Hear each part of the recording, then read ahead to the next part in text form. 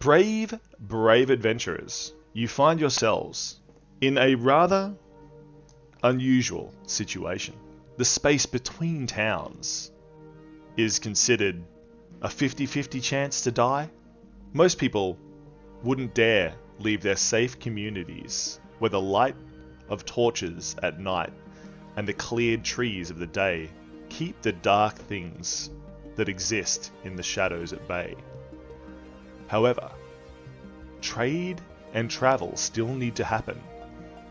And being down on your luck as you are, it is under these circumstances you find yourself taking a job.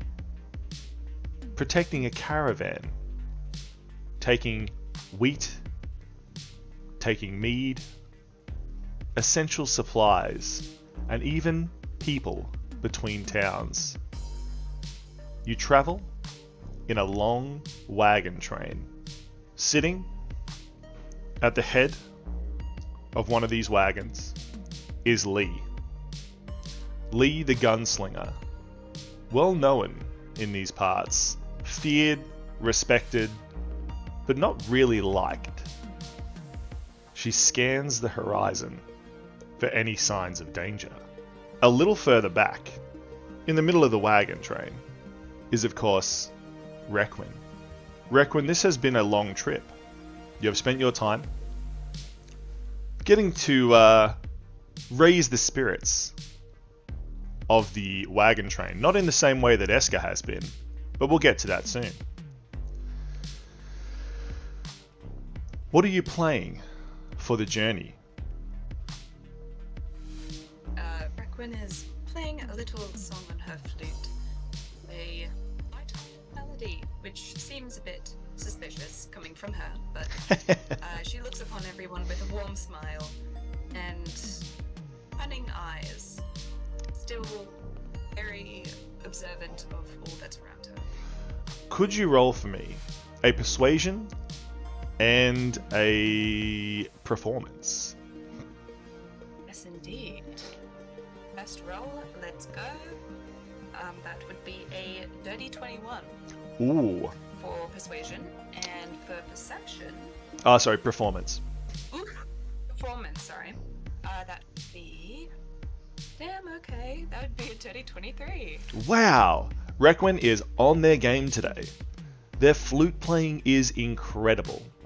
I mean, not concerto level, but definitely above what anyone expected on this lonely wagon ride between two desolate towns. And the people have genuinely been enjoying it. A few have walked past as they move between the wagons, have given you a nod and a smile and a bit of a wave. This is as good as a full-blown hug from most people in this land, especially ones you don't know. You have earned their trust, Requin, and you feel as though you have a sort of bond with them now.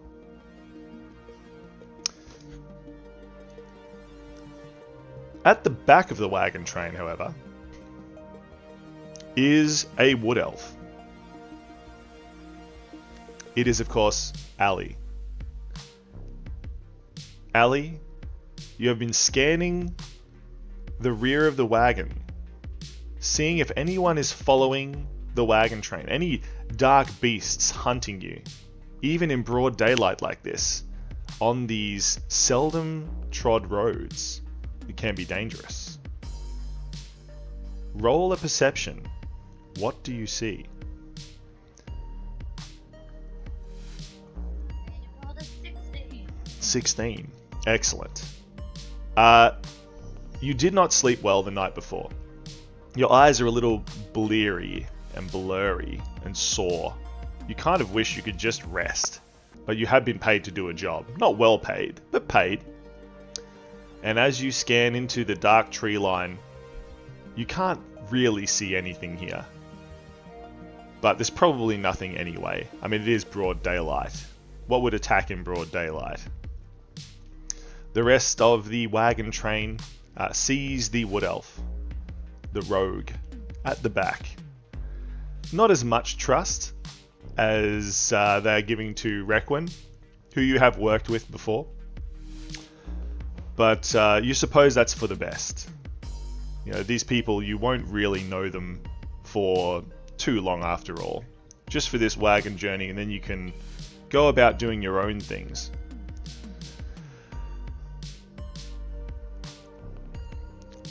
Sitting nearby, near the rear of the wagon, is Eska. Eska the Genasi, the necromancer. They appear to be playing with a lantern. Eska, most people in this wagon train have given you a bit of a wide berth. You are a little bit strange. Even in this dark land, necromancers suffer a lot of negative stigma. As you look around, you see people looking at you from behind their mothers, or men staring at you until they notice you, whispering together.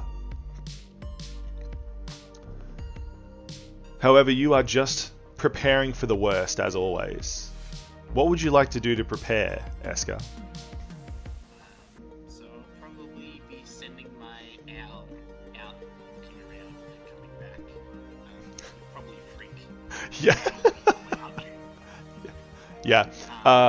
Cool. And this like undead creature just goes out and comes back, goes out and comes back. As we're traveling, pretty well constantly just doing that and keeping to myself, because as much as they don't like me, I don't really like them either. That's true. And the dark owl, partially skeletal, swooping in and out of the wagon train, sees mothers pushing their children behind their skirts. Old men shaking their heads and looking surreptitiously at it. Sitting nearby, in the middle wagon, with Requin, is of course Krilleli, another bard. They have performed together before.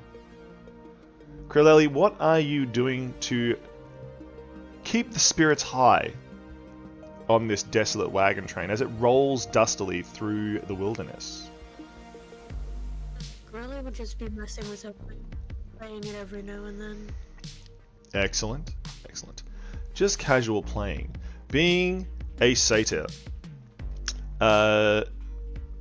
you seem to be a source of amazement for the children. They have heard folk tales about satyr, and they seem to be trying to sneak a look at you whenever you are not looking directly at them.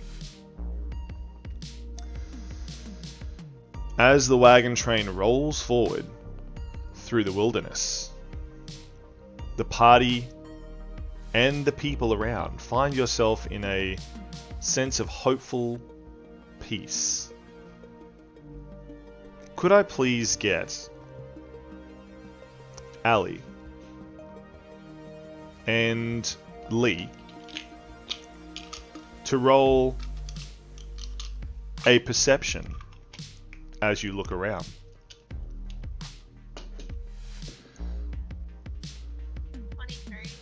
23. From the front of the wagon, you hear Lee scolding a young child. You there, get out of the way. What y'all doing down there? You scare the horses. She doesn't seem to be looking ahead at the road. However, with your roll, Ali, you notice some dark shapes moving in the woods nearby. What would you like to do? It could have just been the wind.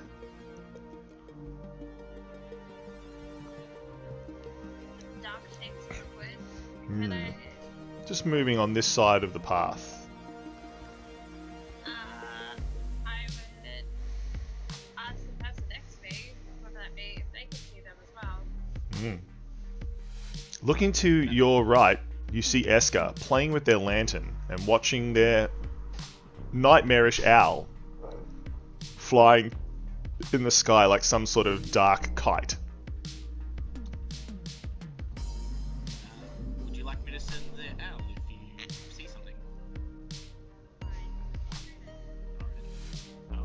I'll send my owl to investigate that side of the path. Excellent. The owl flies forward. Please roll a perception from your owl. Would that just be my perception because I can see through its eyes? That would be true. Got a 16. 16. Excellent. The woods here are quite young but very overgrown. You cannot see through the canopy, but nearby, just to the north of the path, this direction, you see a tall, overgrown tower. Something about it fills you with dread. It is dark, it is overgrown. It doesn't appear ancient, but it is definitely not new. And something about the place fills you with a sense of darkness and influence. It is at this point that suddenly a scream rings out. Dark creatures erupt from the woods on all sides. Not those ones, they're off the map. Dark creatures erupt from the woods on all sides, lunging forward. Without warning, they snatch several townsfolk, multiple arms of shadow growing from their backs, latching onto people and dragging them back into the woods towards the tower. 4 of them move forward towards the wagon train, trying to steal anything that they can. Party, roll for initiative, because things have just gotten interesting. Let's use Damn, this. that's That is also a roll. I also make a question. A questionable roll? Possibly to come. You have a plus 8 to initiative. Yes. Oh my goodness. I've only a plus 2, so I can be forgiven. You are never forgiven. Sure, yeah. So, what rolls do I have? I have an 11. 11 for Eska, I have a 13. 13 for Requin, Ali and Kreleli, I have 21. 21, well played. I got a 15. 15. Well, that is perfect. Wow. Ali, you are the first to act. The creatures moving forward have seen your weaponry. These last 4 are being more cautious. The first group grabbed the people who were most easy and stole many supplies from the wagons. You can still hear the screams of desperate people as they are dragged deeper into the woods towards the tower. These 4, seeing you and your weapons, move forward cautiously and defensively, but still aggressively. Every second you waste, they get closer. What would you like to do? I'm going to try it and shoot the closest one. Excellent. So, what weapon will you draw to fire? The short bow. Excellent. The short bow. Quickly, coming from the lap of Ali, you are ready. You fire towards the closest creature. Make your attacks. Got a non-nat 20. Yeah. Nice. That will definitely hit. The arrow.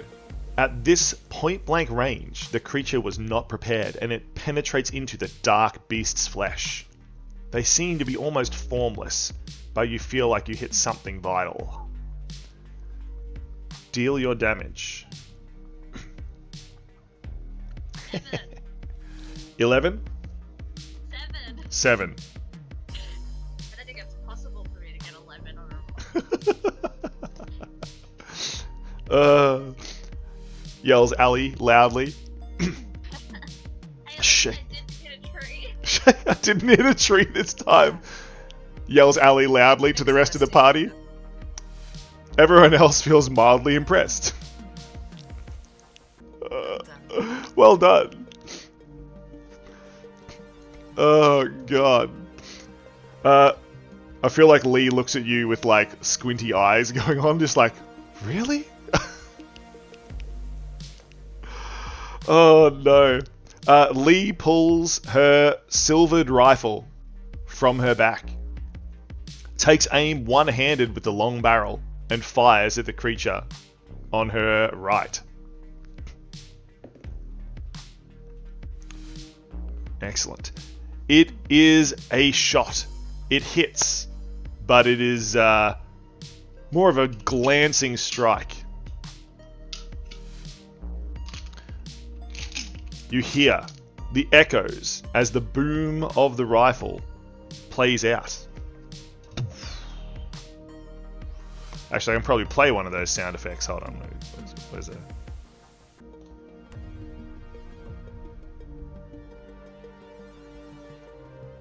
I don't know if we've got one. There we go. The rifle punches into the creature nearby and it stumbles back a few steps. The one pierced with an arrow begins to move around.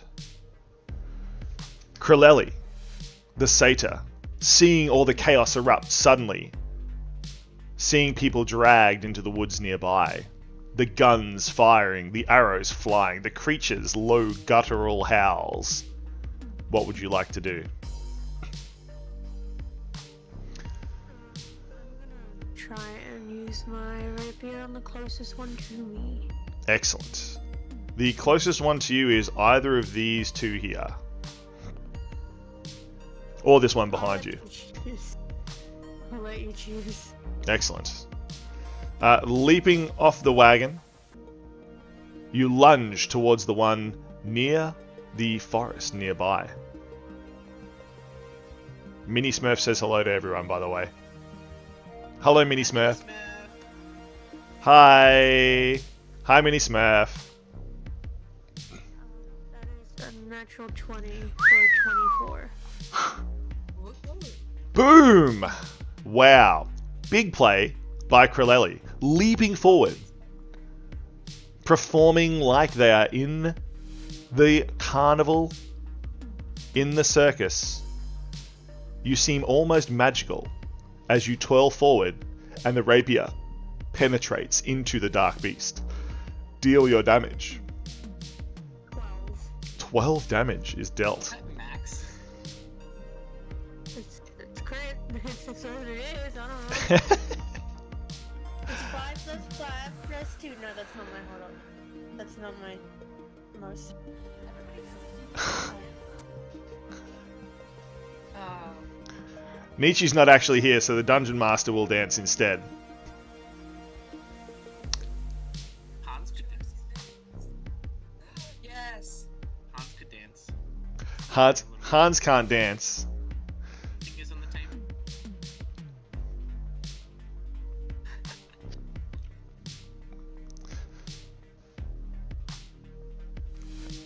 Okay, so while I'm dancing, it is now, unfortunately, the beast's turn. They lunge forward, suddenly, with bursts of speed. One attacks Kreleli. What is your armor class, dear Satyr? I'm a 13. It will hit. It opens its dark face to reveal dripping black claws and bites.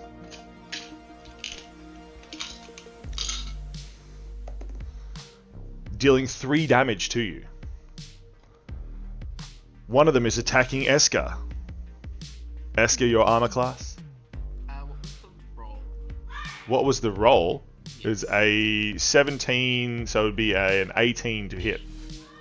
Yeah, no. Excellent. Armor class is 12. Why are you keeping your armor class secret? This seems awkward. Oh no, I was seeing Oh. if shield was viable. 9 damage is dealt This one, opening its dark teeth, latches onto a vital place. It deals heavy damage to you. One is attacking Requin. Ooh, that is only a 9. Goodness. Requin manages to kick the creature back. Yes, 30. Requin manages to kick the beast back as it lunges forward. And one is attacking Ali. Ali is a 13 to hit. What is your armor class? 50. Ali as well turns the bow to a switch, hitting the creature across the top of the head and moving backwards on the cart so that it cannot bite you, but it still lumbers forward, almost like it has no bones. The creature sort of oozes and crumples its way up onto the wagon seat where you once were. Requin, after kicking the beast back, what action do you take? A flute to her side, holding it with one hand, and sort of exclaim like, as expected, no quest can be that simple. And she's going to look directly at the one she just kicked. Yes. I believe that is the one. And sort of like glare at this creature and cast vicious mockery, saying, I suggest you go back into the shadows where you came. Excellent. And so, A vicious make a mockery is wisdom cast. save, please. Oh, the beast fails the wisdom save. It moves back even further from Requin, sort of cowering slightly from your vicious mockery.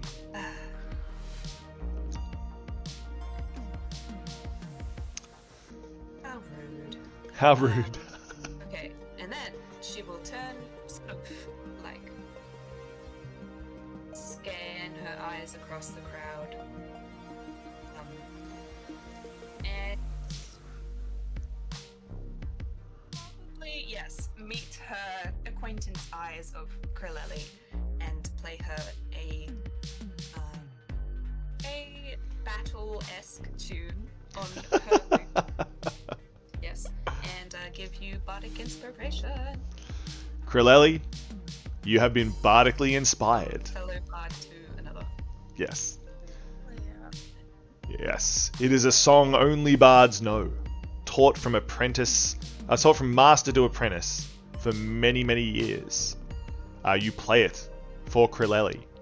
It is short but complicated, but Krilleli gets the message. You are here. You have her back. You feel inspired, Krilleli. Speaking of inspiring, Eska, your owl still swooping overhead. What would you like to do?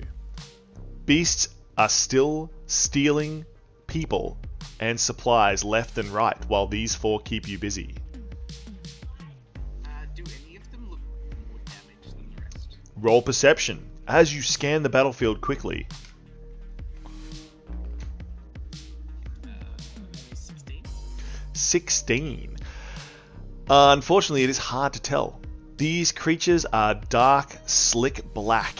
They do not appear to have any wounds or openings in arms and legs until they need them.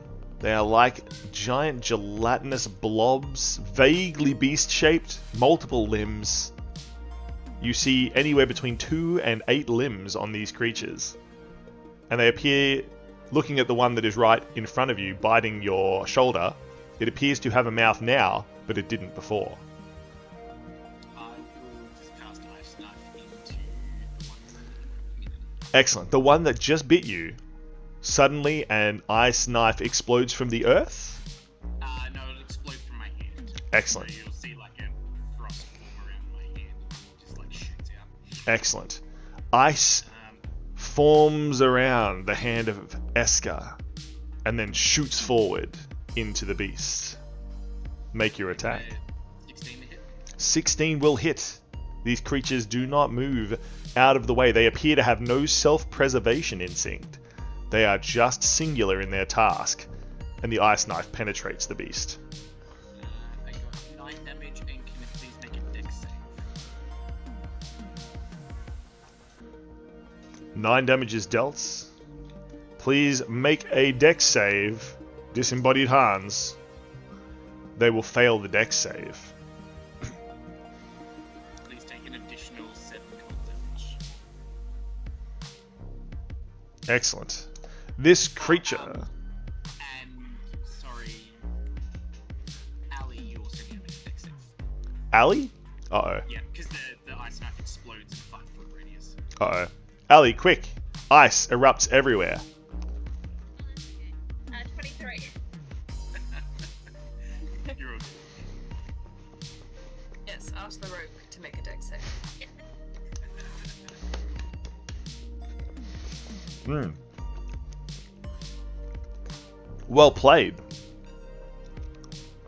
The rogue leaps backwards, ducking behind the wagon itself as ice punches into the side of the wood.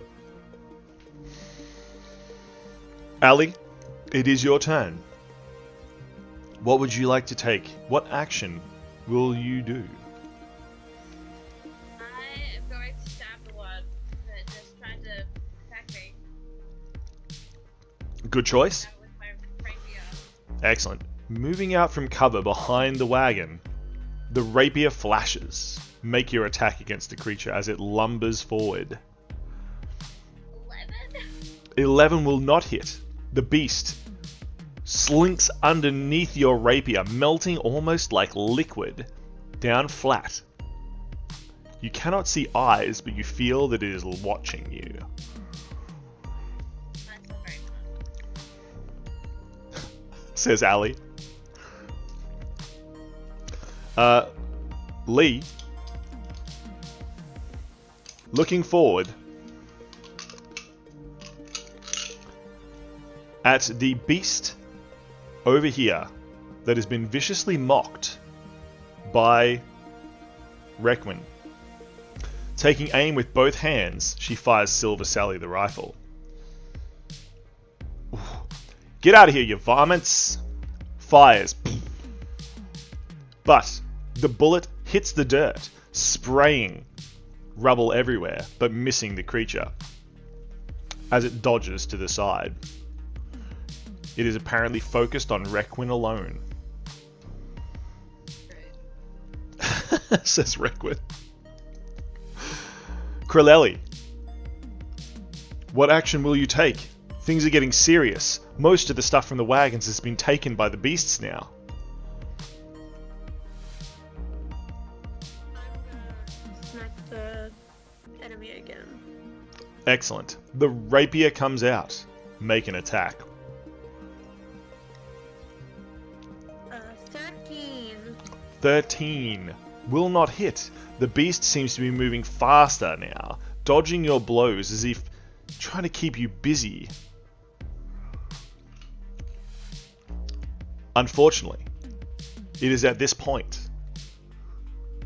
that this beast that Krilleli is fighting turns around and leaps back into the forest. It is leaving your combat area, Krilleli. Would you like to take an attack of opportunity, take an action against it? Yes. I'm gonna smack him. Excellent. Swinging the rapier another time. Make your attack. 23. 23 will definitely hit. Your rapier slashes across the beast's back as it turns. Deal your damage. You'll take 9 damage. Excellent. It is damaged, but it runs at speed off north towards the tower. Nearby. Ooh. Deal 1 damage to a monster or player. You'll take an attack against the beast. As it scrambles up, a small tree falls and deals an additional 1 damage to it. Almost as though fate ordained it. However, the beast does still escape into the forest. The beast facing Ali. It also turns and runs towards the forest. Ali, would you like to take an action against it? Yes, I would. Seeing the beast flee, what would you like to do, Ali? I'll try and stab it. Excellent. Swinging with your rapier or dagger. A rapier. I was going to say, basically everyone has rapiers. 21 to hit will hit. You slash at the beast's back.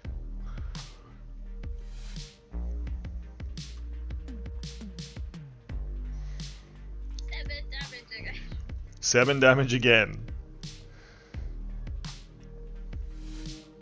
Excellent.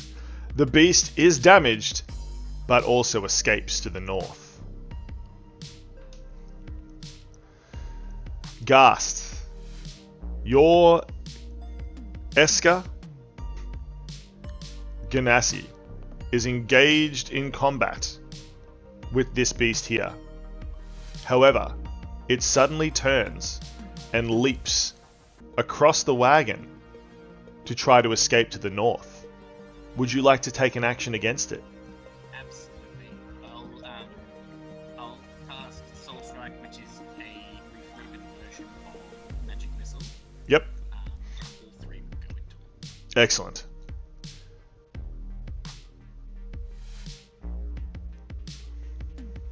Please have 11 damage. 11 damage is dealt. Big. The creature leaps across the wagon. 3 of the dark bolts hit it, and it collapses and slides to a halt near the rocky cliffside to the north. I will attempt to harvest a soul from it if it does have one. That's a good question. Attempt to harvest, Ghast. 16. Excellent. Eska, you do not harvest any soul. It appears to be an empty husk of a creature.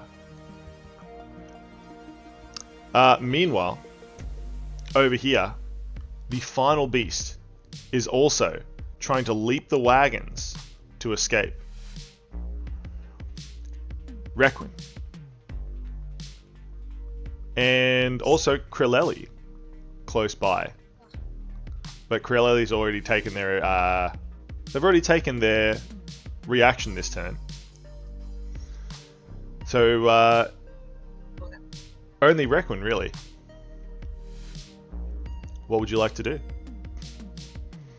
She will sort of say like a lot of good this will do, but and pulls out a dagger and is going to attack the dagger. Excellent. See Moving if that actually works. to cut the creature off, you stab with your dagger. That is an 18 to hit. 18 to hit. Will hit. Your dagger pierces into the creature. Deal your damage. And then amazing damage of 3. Of 3. You hear a dark guttural growl from the creature, and it appears to have lost the use of some of its legs, but it is continuing to move.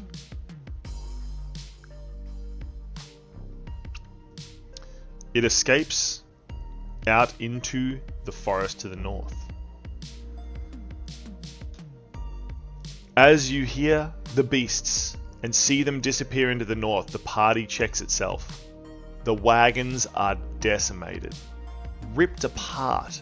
All the supplies, all the people, save you 5, are gone. Absolute carnage. Getting paid, will we? Oh, you've already been paid. I thought I could leave, but it was better. Oh. That is true. You could already leave. It wouldn't matter. Although you've only been paid half.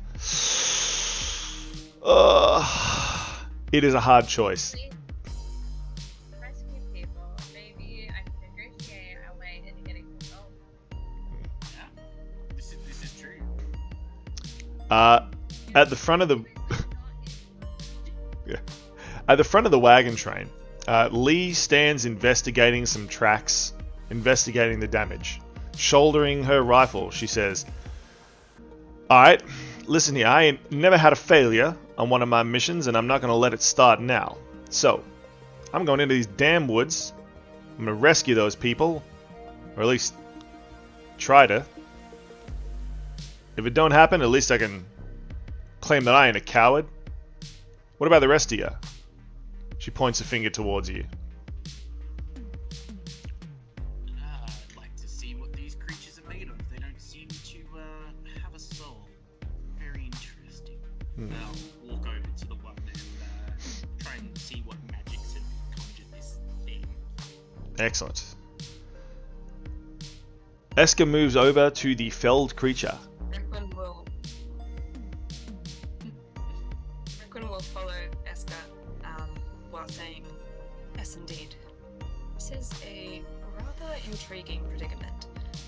And she'll look to him and say, "You, necromancer, are you wounded?" Very. I'm not The necromancer's been trying to keep that on the down low, but Requin noticed all the blood coming out. Like, I healed a little bit when I killed it,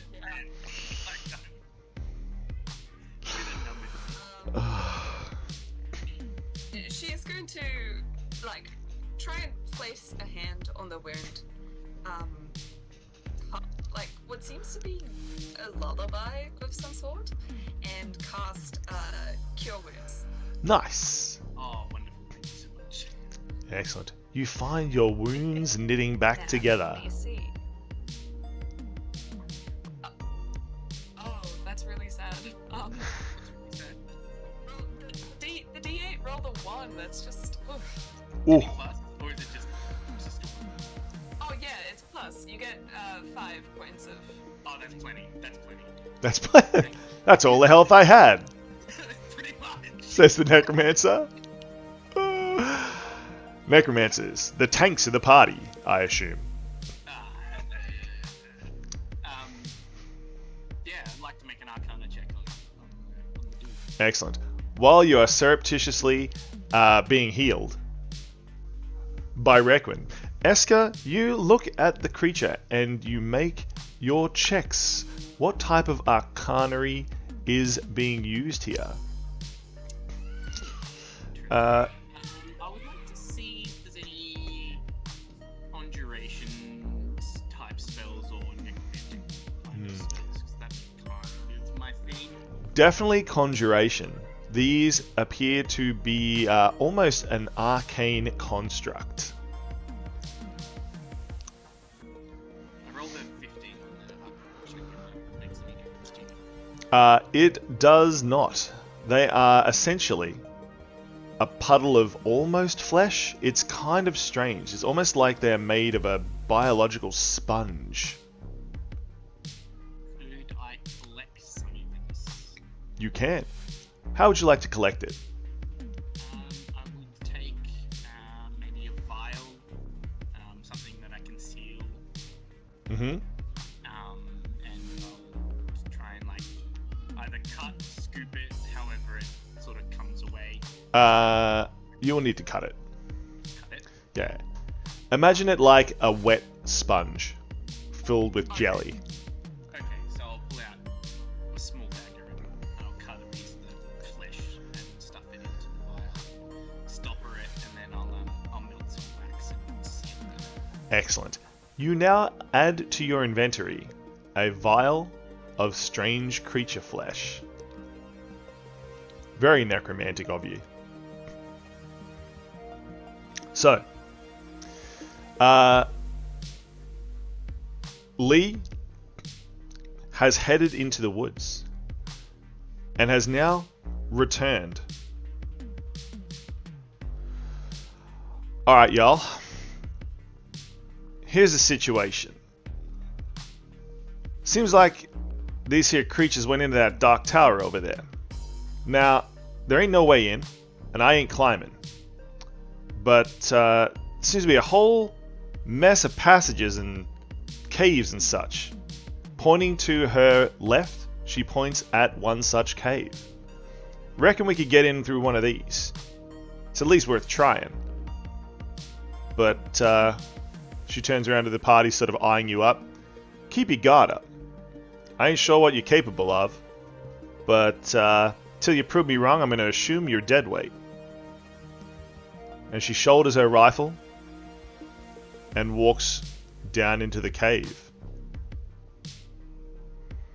I'll send my owl in front of her in the cave. Excellent. Your owl swoops down into the cave, disappearing into the darkness below. Oh, there.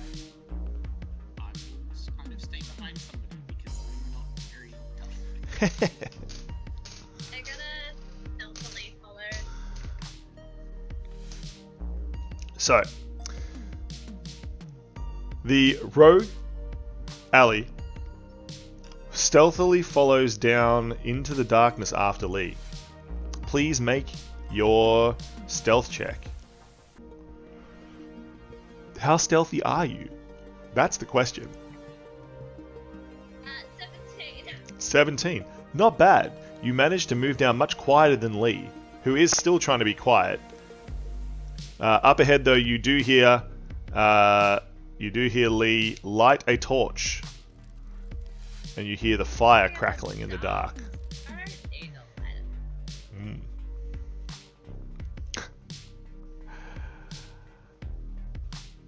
Yeah, okay. When we'll see everyone heading in, sort of sigh to herself, grasp her compass, and just walk in. Excellent. Requin bravely moves down and into the dark tunnel below. That means that Eska and Kreleli are still standing in the ruins of the caravan. What would the two of you like to do? I probably would have followed Requin. Excellent. Be at the front or at the back. Just imagining like this, like holding onto Requin, just like, my savior, please protect. Don't count on it. The Ganassi is just holding on to the back of the bard as they move downstairs. Kreleli, you find yourself alone in the field of ruined wagon pieces. Your friends, companions, I guess, have moved down into the dark tunnel below. Bards are the true tanks, that's right, Nara Dove. In this party, kinda yeah. Yeah. Kinda yeah. Yeah. Just follow behind slowly. Just looking around. Kreleli, taking a deep breath, follows slowly down into the dark tunnels below. The sunlight disappearing quickly.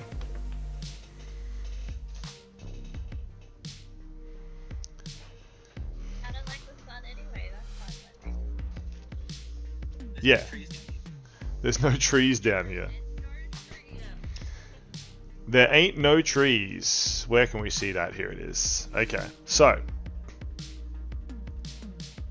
as you make your way down, you see Lee standing at the edge of a deep chasm, looking cautiously side to side.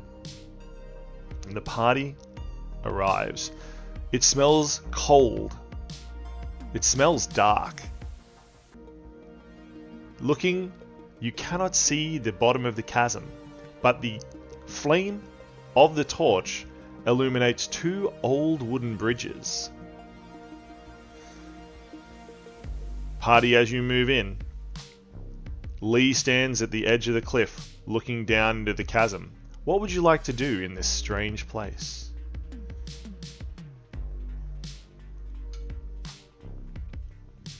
The party takes a second to adjust to the new light.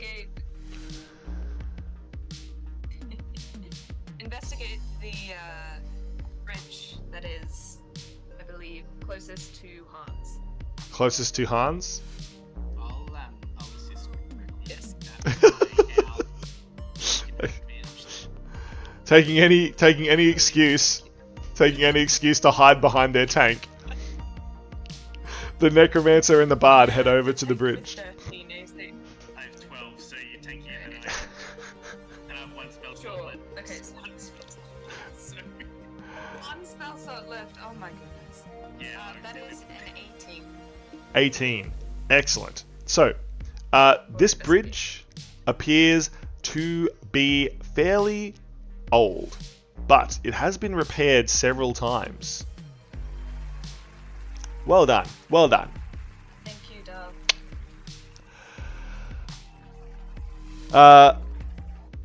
The bridge appears to be fairly old, but it has been repaired several times. It looks serviceable, but until you put some weight on it, it will be unclear whether this bridge will last or not.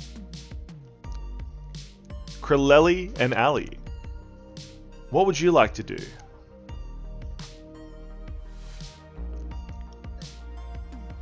Says Ali. Just do a general perception of the area to get my bearings. Of course. Looking around in general for landmarks or some way that you can figure out what's going on here. Roll your perception. 22. 22. Excellent. Looking around, you see that there is signs of some sort of habitation here. There has definitely been some work done in this area before. And you uncover several small piles of bones that appear to have been ritually placed there. One such bone is a small skull with dark runes on it, an evil skull, which, if I remember how to do this,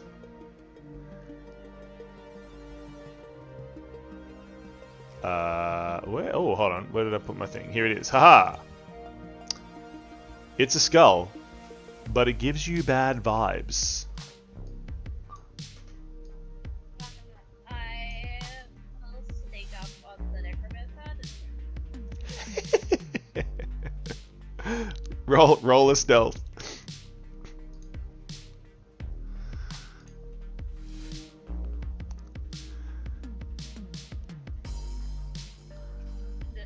Wow, that's the second lowest roll I could get.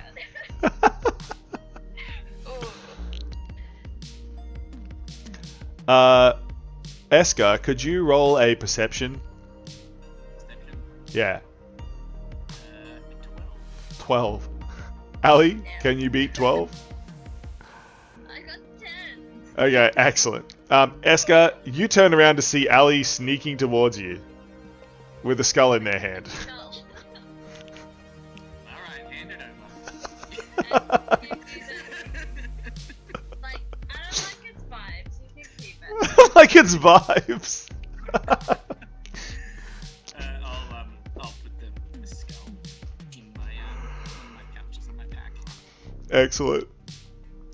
Krilleli, would you like to have a look around as well? Would you like to investigate or perceive around this dark chasm? I want to look down the ravine and see what's down there. Excellent. Moving up next to Lee, the tall gunslinger looks over to you and sort of gives you a bit of a nod. Ain't no telling how deep this thing goes. Can you see any further than I can? She says. Look down the ravine. Can you see anything down there? That's a good question. What am I rolling? A perception? Perception. Krilleli leans over slightly to peer down into the crevice. 9. 9. It is dark as pitch. There is no way to see how deep it goes. You agree with Lee. For all intents and purposes, this is a bottomless pit. Well, there is a way to see how far it goes, friends, and I'll set the owl down. It can go up to 100 feet, so just let me know if it's deeper than 100 feet. Excellent. The owl begins to fly down. But, suddenly, is attacked.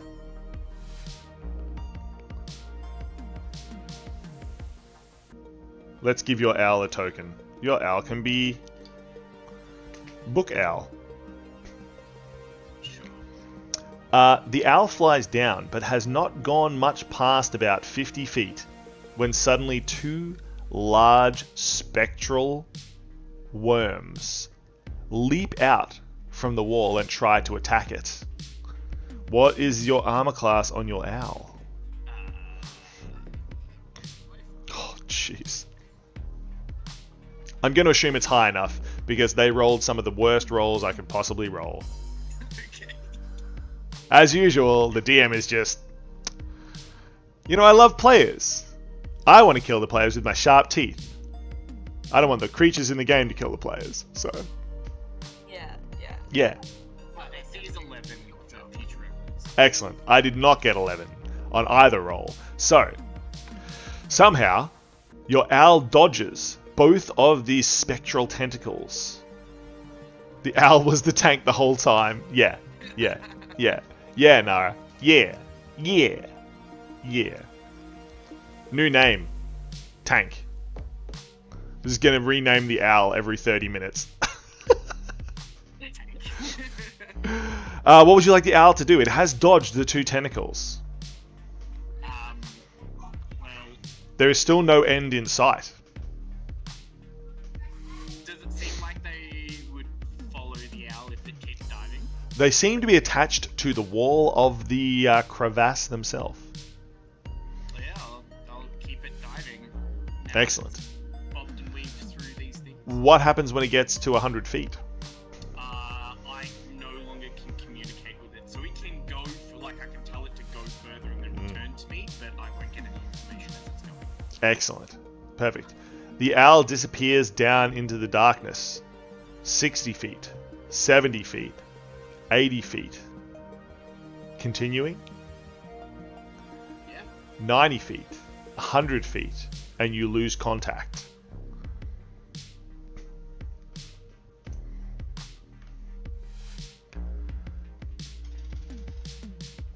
Party, what would you like to do in this situation?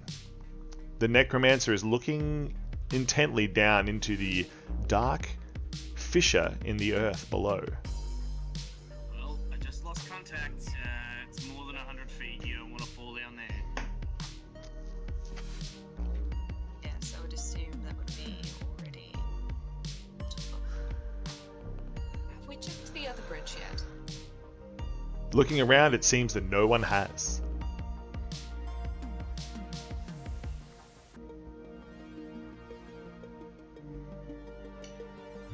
The party sits. Like laziness? I don't want to have to walk over to it, but I will. I will go and investigate the other bridge, even though I have a feeling it's not going to be as better than the one I already investigated. Excellent. Requin moves past, investigating the second bridge. Roll your investigate.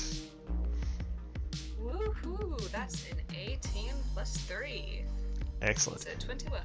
It seems this bridge is in worse repair than the other one. They seem to have taken parts from this bridge to repair the first. I would still be over the other side, like waiting for my owl to come back. Sure, whatever you say. Whatever you say. I believe you're not hiding behind your tank. He's waiting for his other tank to reappear. Yeah, that's true. He has to hide behind his owl first. Yes. Yeah, the owl that has 5 HP visually die. Yeah. Okay. So, Beautiful. having investigated the two bridges, Requin, you found that the one that is further north is the one that is probably the best repaired. This other one has been taken apart. Unless anyone wants to go down there, I suggest we cross the further bridge. Says Requin, walking back to the party.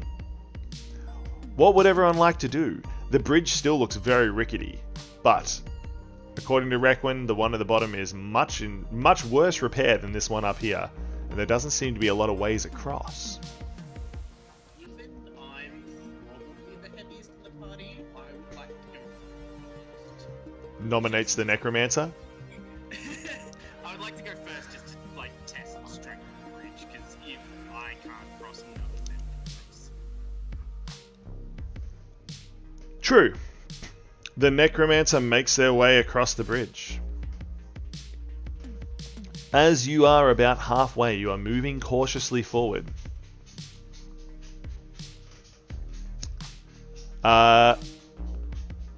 Please roll a percentage dice for me. No, not the percentage So much percentage in my life. No. I rolled a 2. 2. 2. Wow. 2? Well, lucky for you, nothing happens. The bridge holds steady, and you make your way across. I will try and, like, hold the ropes on the other side so the bridge doesn't sway as much and pull the rest of the party to come across one by one. Good job. Anyone nominate second? Says Requin to the party.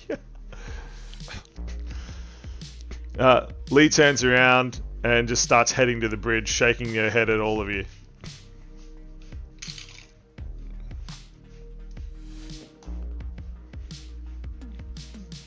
"29. Lee also makes it across. She looks rather relieved, but still turns around and says, "What are y'all, chicken? Get across here." I crossed the bridge. Excellent. Ali, not wanting to be called chicken, starts to cross the bridge. Roll a percentage dice for me, Ali.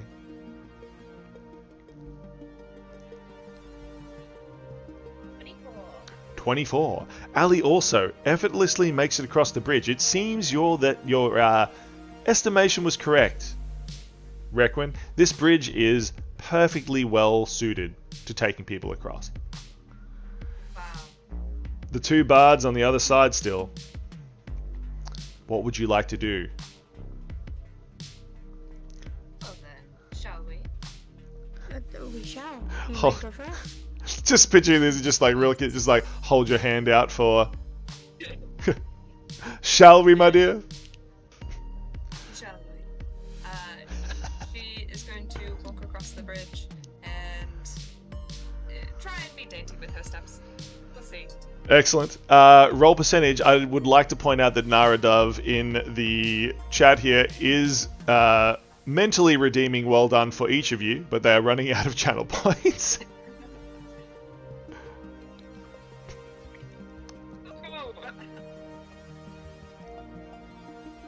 I never have good luck with these percentage dice. That's the 95. 90. Oh my god. Oh no. Let me just grab out my book of many consequences. 95. Oh no. Oh no. Oh no. 95 seems disastrous.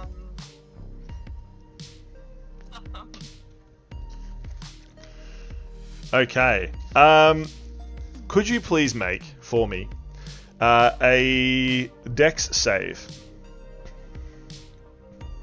Okay, lovely. Please don't fail me. Okay.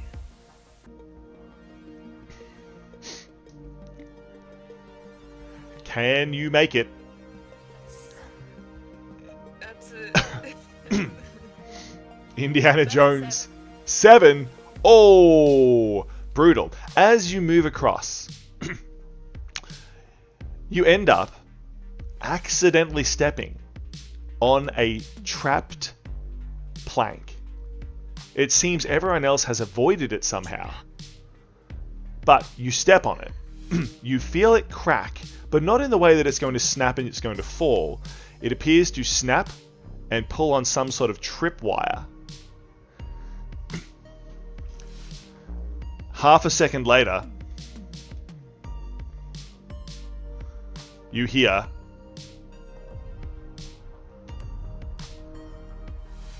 a bang, and an explosion occurs in the middle of the bridge.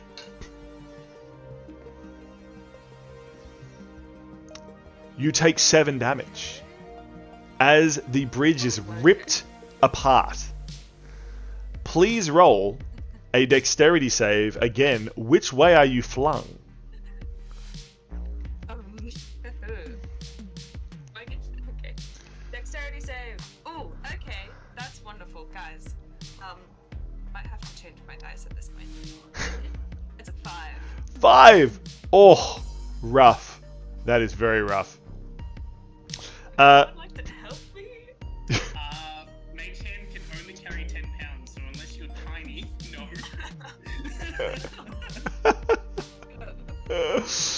Oh no, you are flung backwards, and you find that you are deaf, and will be so for 1 minute. You have been deafened by the explosion. The bridge collapsed. Let's just put a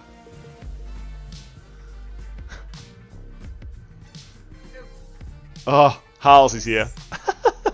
It's just the music. Yeah, it's such a Such happy Yeah. music for an unfortunate time. yeah. Yeah. The bridge is snapped. Sounds like ringing in her ears, and she Yeah. looks around at the bridge frantically and tries to stand up. Yeah. You cannot hear anything. You are deafened. You only hear a disastrous ringing. You feel singed and burnt. Pieces of wood from the bridge have stabbed into your arms, legs, and torso. Luckily, you survived somehow, but that was a close run thing. Somehow I survived. Yes, there is still another bridge, but it is, of course, in worse repair than this one. Krilleli and Requin, the two bards, now stuck on the other side of the bridge. Krilleli, will you run to your fellow bard's aid? Yes. They are standing up looking rather discombobulated right now. I'm gonna hold on to Brooklyn so they can get their grounding better. Excellent. Love it. You are picked up and held steady by Krilleli. On the other side, Thank you. Eska and Ali, what would you like to do? Lee is standing there shaking her head. Alright, this is going to take us even longer now. Come help me see if we can find some useful boards to make the other bridge passable. And I'll try and pull up what's left of this side of the bridge. Lee moves their way down towards the other bridge to inspect it. I guess this is our only option now, she says. Ali, would you like to help Eska see what you can salvage from bridge number -1 now? Perfect. Roll your perceptions, roll your investigates. What can you find? 20. Nat 20? Fancy pants. Eska finds some real good planks. 22. 22. Wow, you both, turns out, are bridge engineers. This just makes sense. Surely these planks will be really good. You move your way over. Sorry, what was that? I've made card castles before. How different are they to us? Yeah. Exactly. Everything is the same.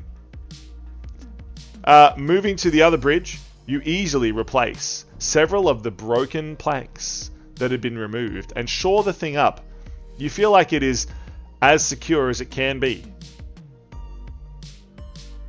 The bards, now finding that you have regained your hearing and you are less discombobulated. You're more combobulated than you were before. Moving down, you see the bridge nearby. Will you take the chance across? Have you developed an irrational fear of bridges, Requin? That would be hilarious. Maybe we'll make you make a. Could you make a wisdom save for me? Oh. Of course. Sure. I am loving everything right now. That's an 8. 8. You have not developed an irrational phobia of bridges. Thankfully. Goodness. Thankfully. She's going Bridges to- are scary. Yeah. But not that She's scary. going to offer to go first and be the other test subject, like use of both of us being injured. Yeah, true. I'm not saying you're scared of bridges. I'm just saying that you might check under your bed to make sure there's no bridges under there at night now. Okay. You make your way across the bridge. Roll your percentage. Yep. Okay. Let me just. Roll low, you can do it. Raise. That's a 77. 77. Not bad. As you make your way across the bridge, it does seem secure and strong. But Oh, thank you. as you make your way across, you see that underneath the structure, having not been used for much longer than the other one, a horde of tiny spiders begins crawling up your legs. Can you please make a constitution save?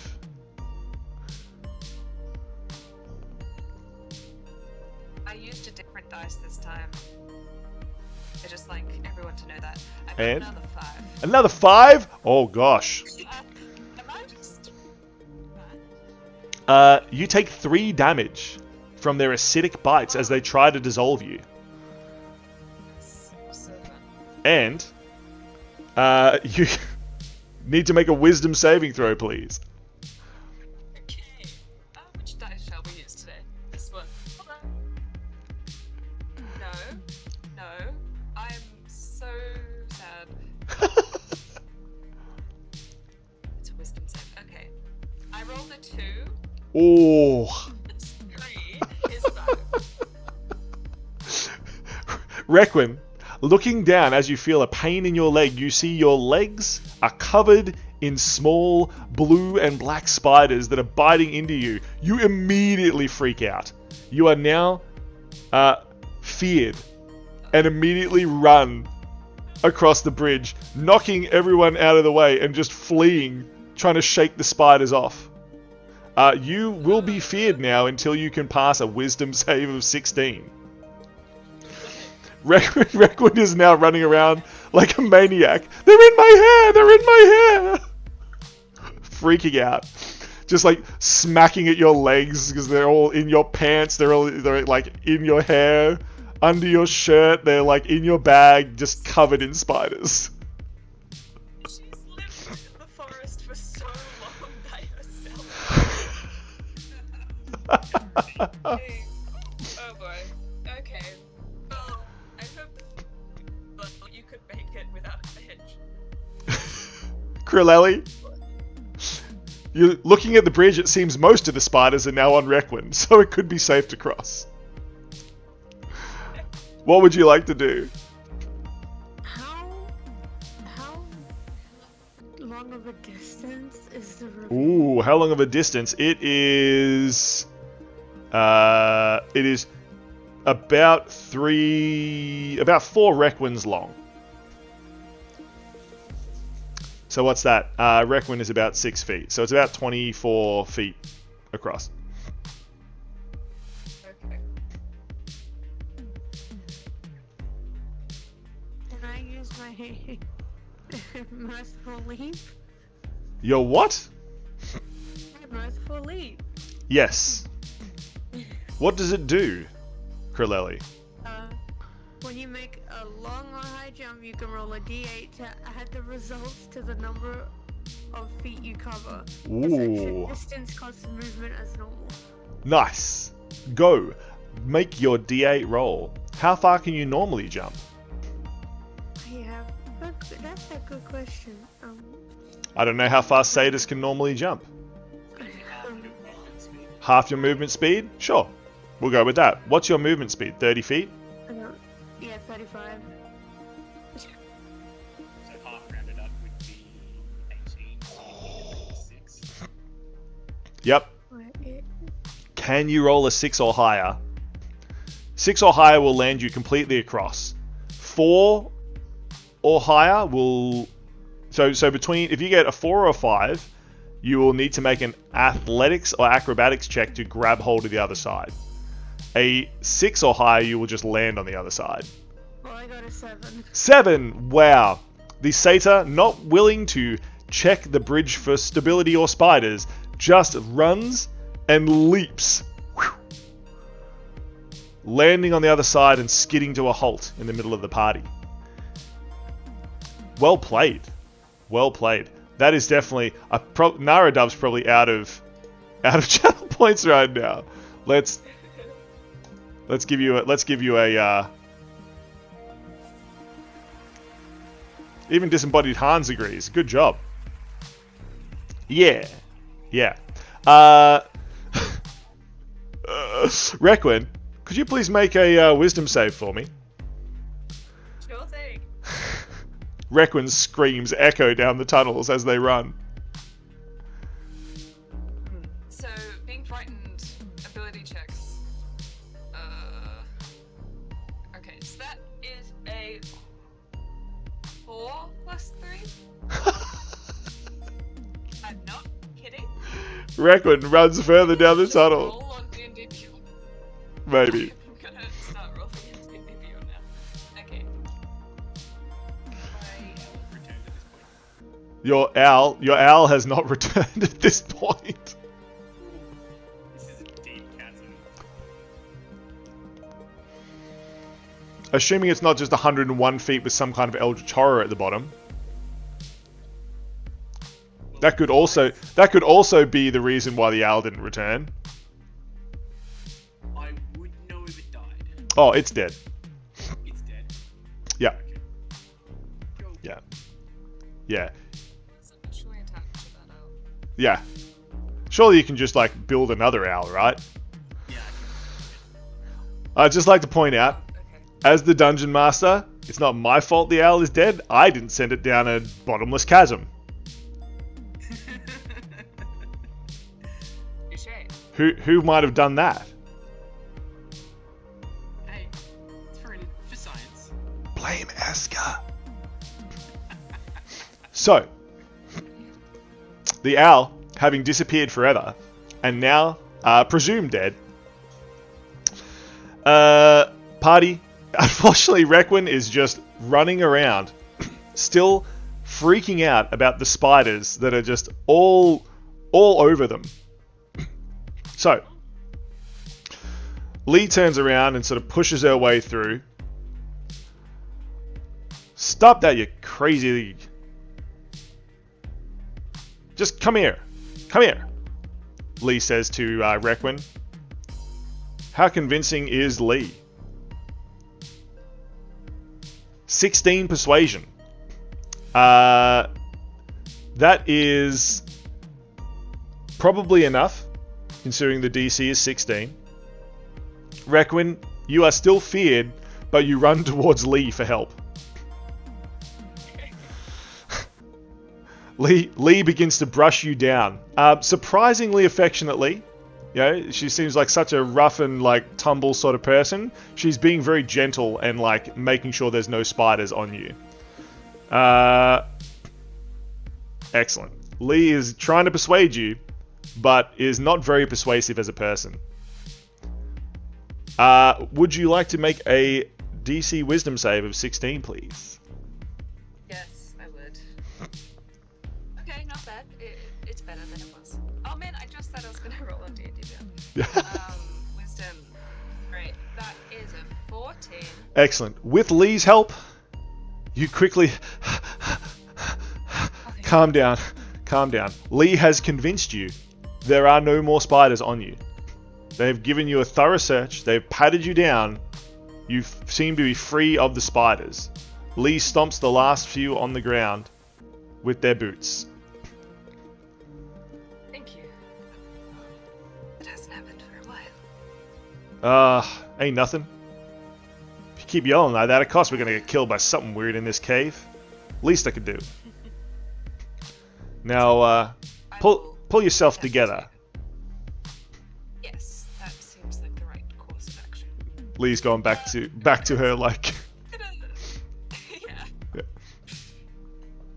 Out of the 2 of 3 spell slots I have, I'm gonna cast cure. Can I cast cure wounds on myself? You can indeed. Yeah. All your tiny little spider bites that were very itchy and painful now heal. Blown up by the bridge. The many wood shards that you have to painfully pull out and then heal. Yeah. Oh great! I rolled another 1. Oh no. Right. I'm not doing so well, guys. Okay. Lee puts a hand on your shoulder. Perhaps you practice that spell a little bit more in town before you start using it out here in the field. How much did you heal, Requin? 5. Excellent. Lee looks you up and down. I suppose better than nothing. You ain't bleeding to death. And she turns around and starts looking further down the tunnel. The rest of the party, as Lee disappears down the tunnel, you can still see them in their torch. Requin appears to have calmed down. What would you like to do? Softball the only one with sort of any sense of leadership. Says Eska. Follow the leader. Excellent. It makes me want to start singing the song Follow the Leader. Oh boy. Yeah, if only we had bards. Gosh. How much health is Requin missing still? That's a good question. Please roll perception. Oh yeah, that's a good idea. Perception.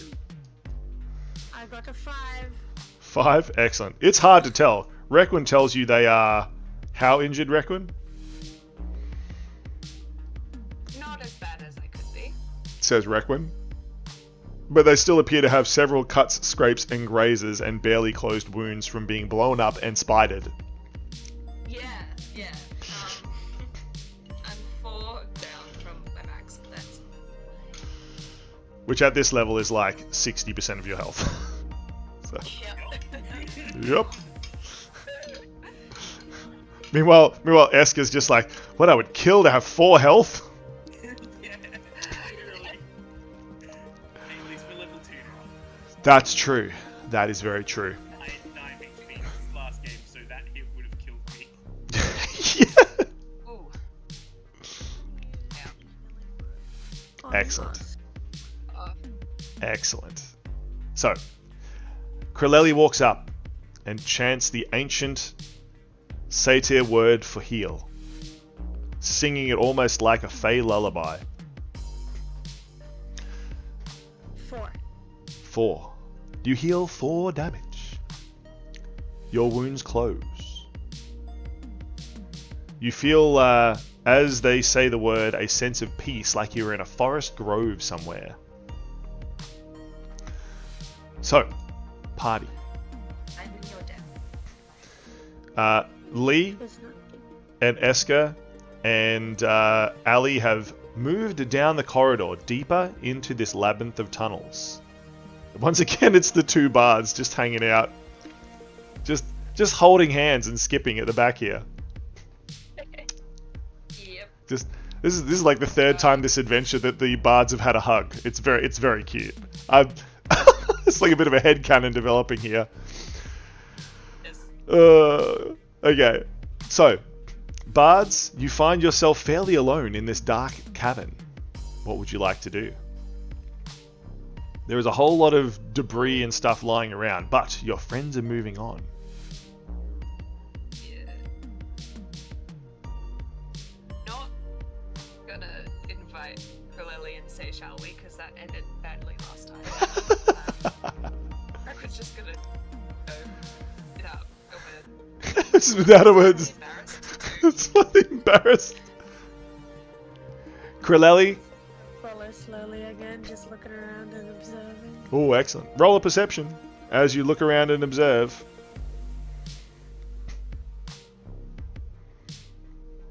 3. 3, excellent.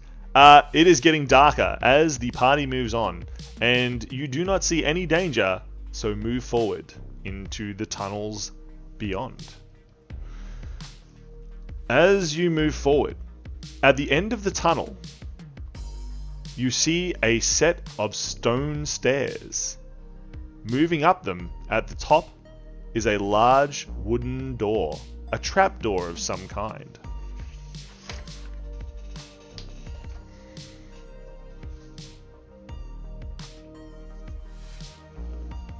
We presume that leads to the tower. It is unclear, but you find yourselves coming up out of the trapdoor in what appears to be the basement of some kind of structure. It is in shambles. Things strewn all over the place. Cobwebs all around. Requin shivers slightly, reminding themselves to check under their bed for bridges and spiders. That's 2 phobias you've almost developed this session. Yay. Yay! Arachnophobia too. It's great. Good. Good thing I made that spiders then. I should have made it beetles or something. Oh no, it's alright. I've gotten all of that up. So. Excellent. Yeah, I Note to guess self: I don't put that one mini that Gas doesn't like on the board. No. Perfect. I'm severely arachnophobic. Yeah. Yeah. Yeah. Poor Gas suffered that giant spider mini that I have. Oh, I killed it very quickly. Yeah. well done. Oh, Banana's here to listen. They just got back from the wedding and they are dead. How did the wedding go, though? How did the wedding go? Thank you for the 19 months sub. That is insane. Welcome in. We cannot wait to have you playing with us, by the way, Bananica. We need that lovely little halfling. Yes. Drink up. Oh no. Better. I think I'm out of tea. No, I still have a little bit. Okay. Sipping tea. Cake survived and it was awesome. Nice. Oh yeah, we still need to make the banner. And I need a 3D mini for Bananica as well. We need Azalea's miniature, so I can get it printed for you. Okay, so you find yourself in this small basement. There appears to be light coming from sort of yellow-white crystals that are attached to the walls.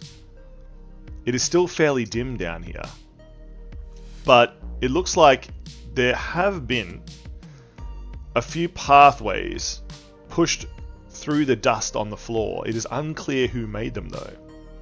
On the far end over here of the basement, there is a staircase leading up further into the structure.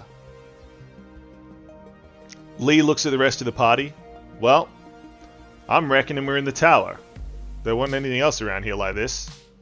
Although, looking around, can't see no windows, so can't be sure.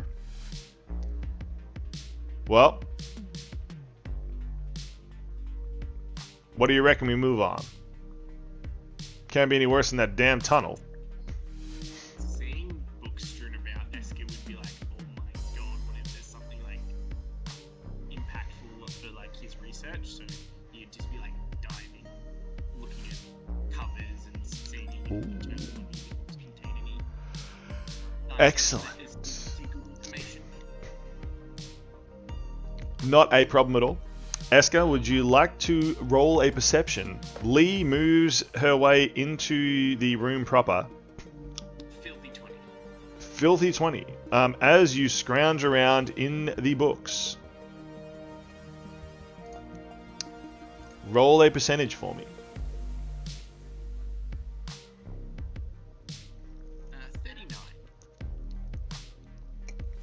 39. Excellent. As you scroll through the books, most of them fall to dust in your fingers, disappointingly. But one appears to be written on some kind of leather of some sort. As you read it, it appears to be a demonic complaint letter. Oh, we love these.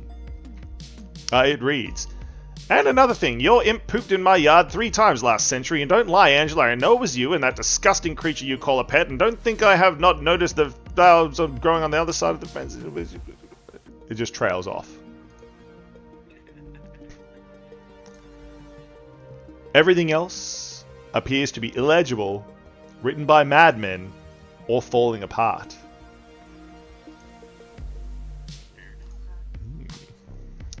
Requin like pops over his shoulder like, no shame. It's not quite useful. That is true. That is very true. Perfect. So, Requin and Eska are searching the piles of books in the corner near the trapdoor. Lee is standing, their gun ready, out in the middle of the room. What about Kreleli and Ali? What would you like to do in this situation? Ali is looking for anything shiny. Excellent. Ali also sneezes because of the dust. Yeah. Suffering from hay fever. Moving up next to Lee, you scan the room. Where would you like to look for shiny things? Wherever it looks like someone would stash on shiny things. Currently, this area here appears to be a sort of disused shelf of old books in the library, although this section over here is made of stone and appears to have little alcoves which are slightly better organized. Look at the alcove. Roll perception. What? A non-nat 20. Ooh, nice. You notice that there is a nasty pit trap leading in, but you trigger it and move around past it. The rest of the party, you hear a ka-chung, and as you look, you see that Ali has triggered a pit trap and moves past it. I'm assuming Ali sort of gives everyone a bit of a like knowing look, just to show how good they are. And you move into the alcoves and begin searching. Roll around. See what you find, Ali. Rolling investigation. Investigate or perceive, your choice. Oh, my perception's fine. Excellent. Then you just look around and find something. 24! Big. Excellent. You find a large stone and metal chest. There is a lock on it. You think you could possibly pick it, but it would be difficult to break, I could try picking the lock. thinks Ali, and begins with their lockpicks to try to open the chest. What did I roll for that? There is a... She's kind of quiet. Okay, let me see if I can boost Ali even more. I'm sorry, I'm all nasally today. Ali's suffering from hay fever from all the dust in this little basement. Let me see if I can reroute. Let's just take a second to take a breath. Let me see if I can reroute my Discord audio into a different voice and video. I'm turning everything up. Okay, try again. Speaking again and again and again and again and again. And again and again and again? Okay. And again. Hopefully that's better. A lot better. Okay.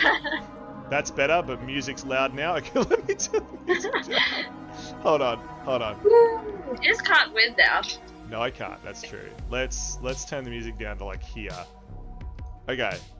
We're just trying different routing styles here. Streamer scuff. Yeah, would not be Twitch unless there was like mid Dungeons and Dragons game trying to fix audio issues. Okay. That should technically be better. I think. Is the music less loud? Somebody tell me that thing.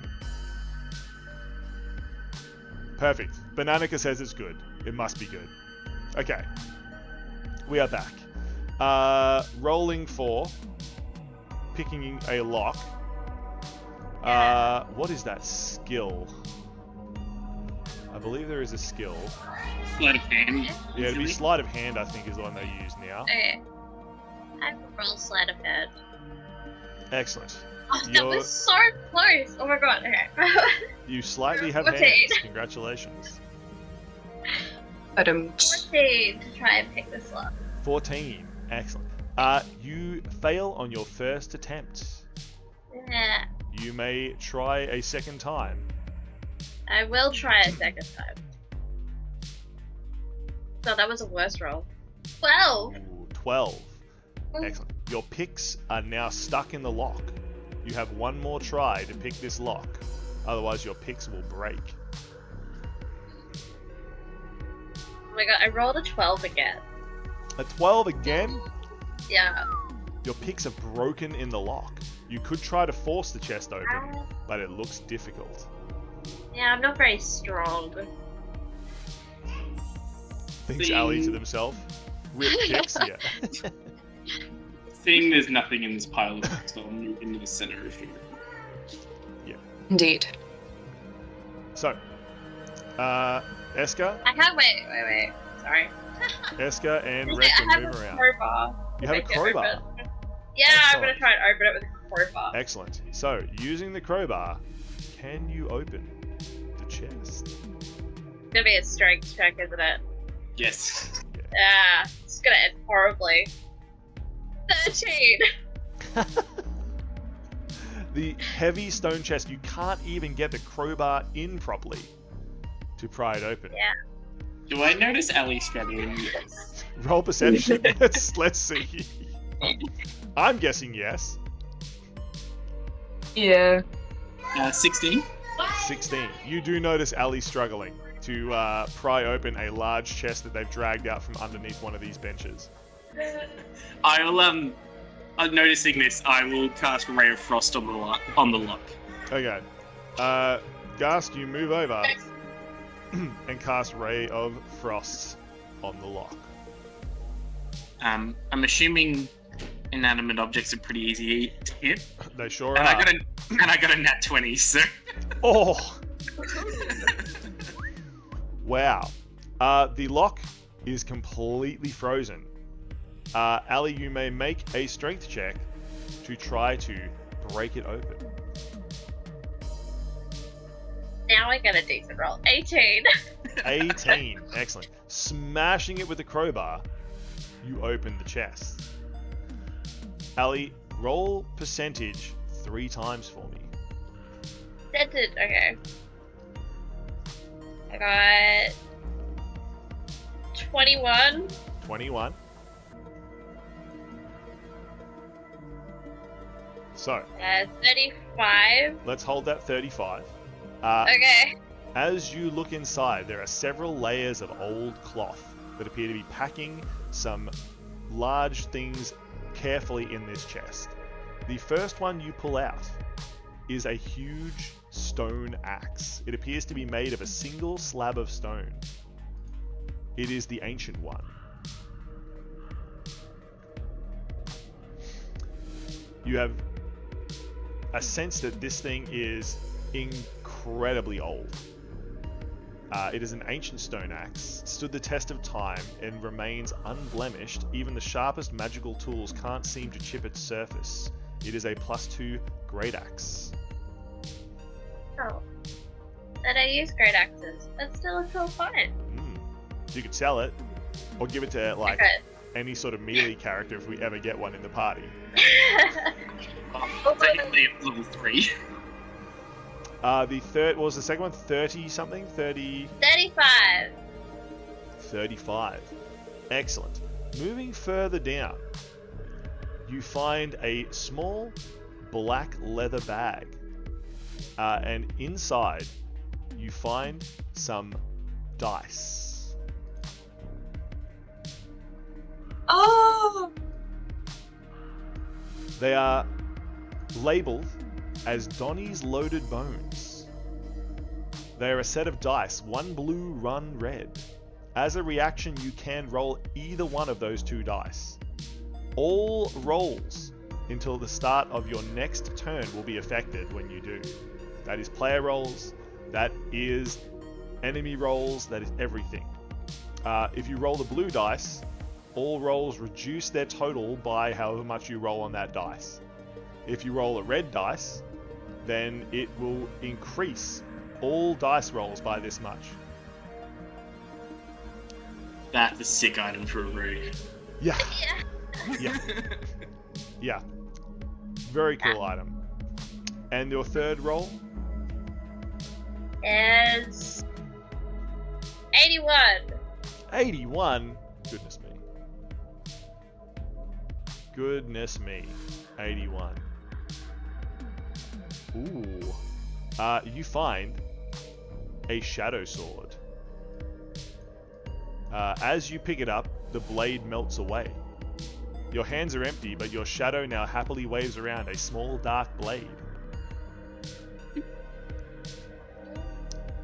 So your shadow always now looks like it's holding a sword of some kind.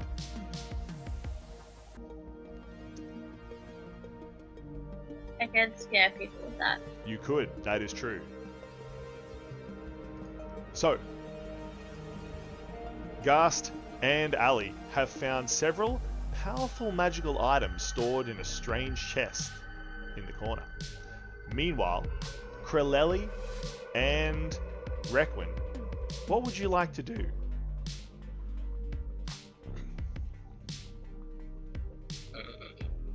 Perception, I guess?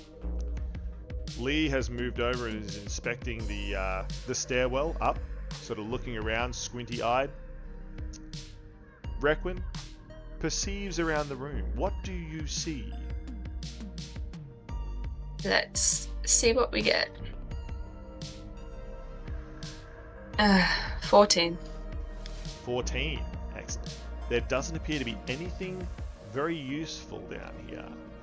Most of it is trash and rubbish that seems strewn around. After looking and thinking how many spiders or bridges might be hiding in that rubble, you decide against it.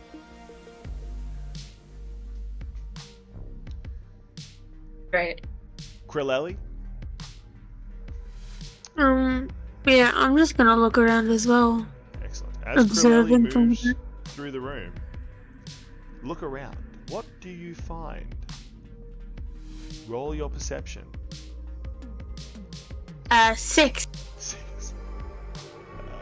Kreleli, there is nothing useful that you can see here at all. Again, it just seems to all be trash. Apart from that one chest that Ali pulled out, everything seems to be rubbish here. Like a dumping ground for whatever is above. So, Ali and Gast, you make your way back to join the party. And everyone takes stock of where they are and how prepared they are.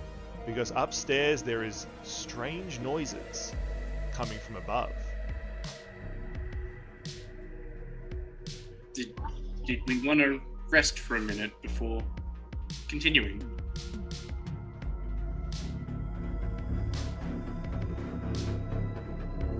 Eska I'm asks good, the thank you. party. What would you like to do, party? How would you like to proceed? Are you ready to go? Well, it would be useful to take stock. Excellent. Just a short time. Excellent. You bank yourselves into a corner and have a short rest. But Can I cast a ritual spell while doing that, or no? you can, but you won't be short rested. Okay. You're casting the spell the whole time. Yeah. Okay. No, that's fine. Who would like to keep watch? I'm gonna guess it's Lee actually. So Yeah, Lee will Lee. not short rest. Unfortunately, that means that Lee is rolling to see if you get disturbed in the night. Whew. Okay. Luckily enough, you rest for a few hours. Nobody comes down into the basement. Everybody has short rest. Yeah, I'm clicking the button. Woo! Yay! Yippee! Have we all marked our short rest on our character sheet? Yes. Excellent. So, after resting and preparing, the party shoulders their packs and moves up the stairs into the strange rooms above.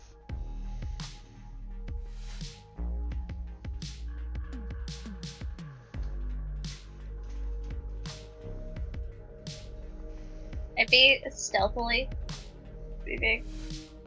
Sorry? Can I be stealthy as we go up? That is a good question. I would assume so. Let's try. Roll your stealth check. 26. You are extremely stealthy. And being a rogue, would you like to go first? Sure. Says Ali, volunteering to go first.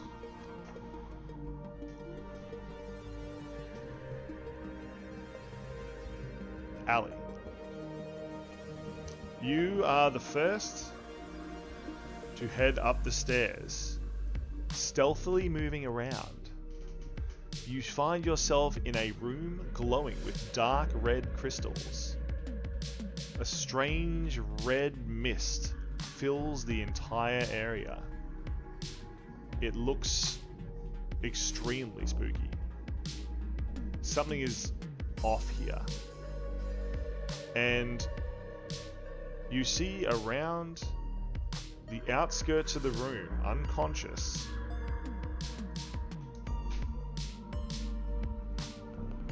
are the people from the caravan.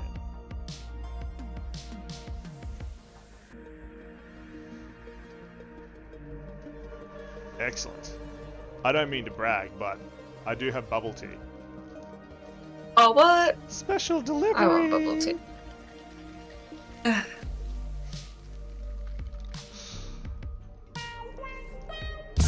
Oh no.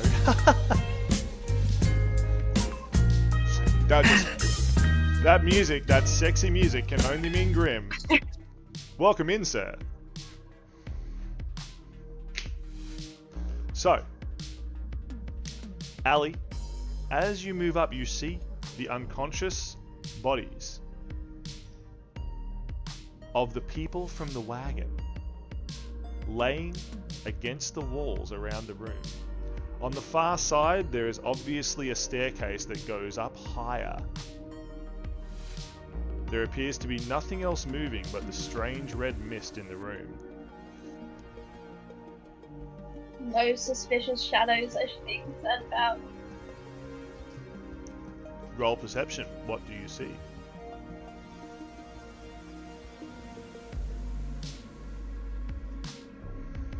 I see nothing. I rolled on that one.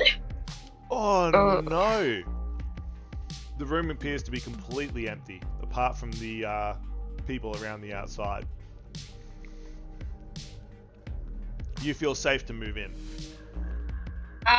While remaining stealthy, I'm gonna go to one of the unconscious people. Which one? Whatever one appears closer. This one appears closest to you. I will go over to them. Are they tied up or anything, or just laying there unconscious? They are just laying there unconscious.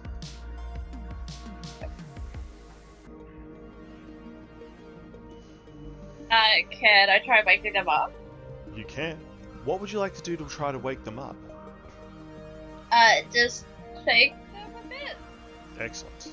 You try to shake them a little bit.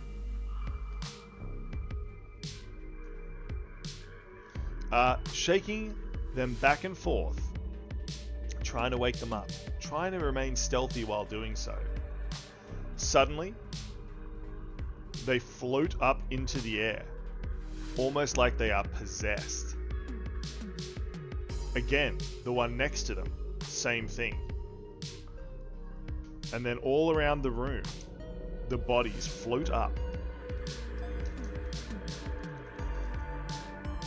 The red mist engaging them. And they land back down on the ground as dark shadow beasts like the ones that attacked you. They seem to be panting as though catching their breath. What did you do? They haven't reacted to you yet. The rest of the party moves up into the room just in time to see this happen. Must be a ritual of some kind to change them into those beasts. Not a ritual I've ever seen. What would you like to do, party? The beasts haven't moved yet. I'm gonna Ray of Frost the one on the northern wall closest to us. Ghast Eska wastes no time and fires a ray of frost up towards the closest beast. I got an 17, sorry. 17 will hit. Perfect. It 3 hits, cold damage. dealing 3 cold damage. The creature doesn't react. This is weird, guys. At all? At all. No. Does Just a not normal react day. at all. Just a normal day. Getting Yeah. pummeled. As you watch, you see a pure white substance seem to leak from each of the creatures, and it funnels down into the vortex, surrounded by glowing runes all the way down, and then rockets like a white beam up to the next floor through some sort of contraption, crystals and swinging metallic gizmos and gadgets above, channeling the energy up and through the floor to whatever lays above. Would I recognize what's happening? Like, given Question. this Do you is recognize what's happening? yeah, Arcana 17. It appears to be some sort of soul catcher. These creatures, now transformed, have been liberated of their souls, and the souls have been channeled. Quickly kill them. They're stealing the souls of these people. We need to get up further and release them from this torment. Excellent. So, What? Okay. Ghast calls out. Eska calls out. They're stealing the souls of the people. What will you do, team? You could make your way through the room, but these beasts are still here. They haven't made a move against you yet, but you saw what happened last time. Perhaps these newly born dark spawn creatures won't attack. Are you willing to take that risk? But if you delay and waste time, what's happening upstairs?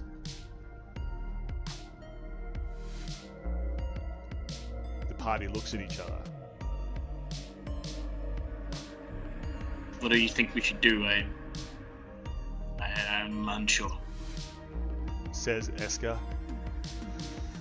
God damn it, says Lee. Well, Okay. Yes?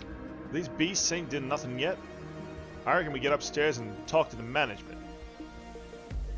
The beast did seem not quite interested in us when we were engaging in combat. The bard's right.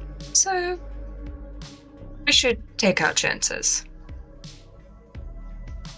I'm with them. Let's get out of here. I want to see who the heck's in charge of this damn place. And Lee begins walking around the room towards the other side. I'll follow while laying one more bolt of frost into the one who attacked. Just to be sure. What? The one that you attacked? Just to be sure. Yeah. Sure. Just to be sure that, as I'm making my way around, I'll just be like, shh. Shoot your ray of frost. And roll percentage for me, Gast. 2 damage 2 damage is dealt. and 60%. 60%. Excellent. The creature stirs slightly, but remains still. Krilleli, Requin, Ali. 2 of your party members have made their way around the room. The beasts have not stirred yet.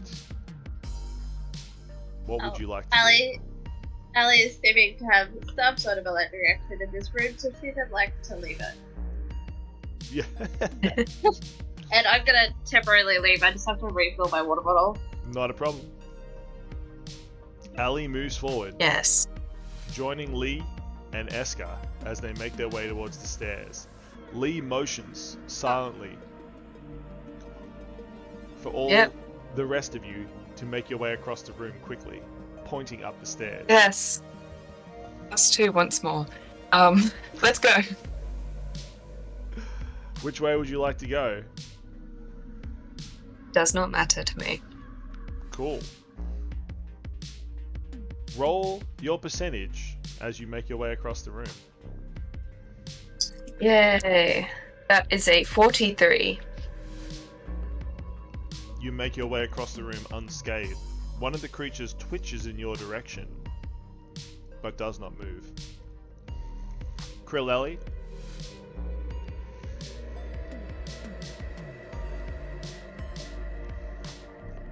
She's gonna follow in Requin's footsteps. make your percentage roll. Can you get across without the creatures attacking? How do you do that? Doing the percentage roll. Yeah. On D&D Beyond, there should be a D100 dice you can roll.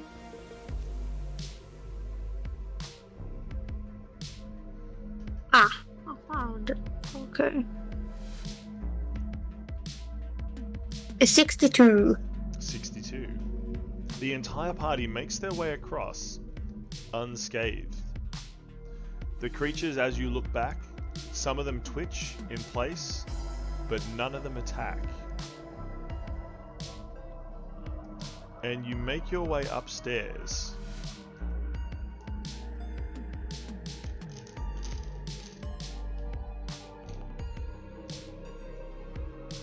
Higher into the tower.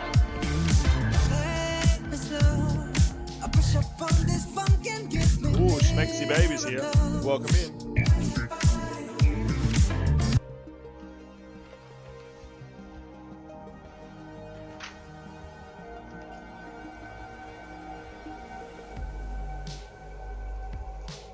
As you make your way up, this room is much brighter, more well lit, more comfortable, and more well organized than the rest of the tower, and appears to be the highest level. Standing in the middle, gazing at a large telescope. Ads suck? Yeah, I don't have them turned on. Obviously, Twitch still plays them, but what you gonna do? As the party makes their way up to the top of the stairs, you see an old man in a grey-blue cloak staring out of what appears to be a large telescope at the sky beyond. I'm getting deja vu from this. Says Reckman.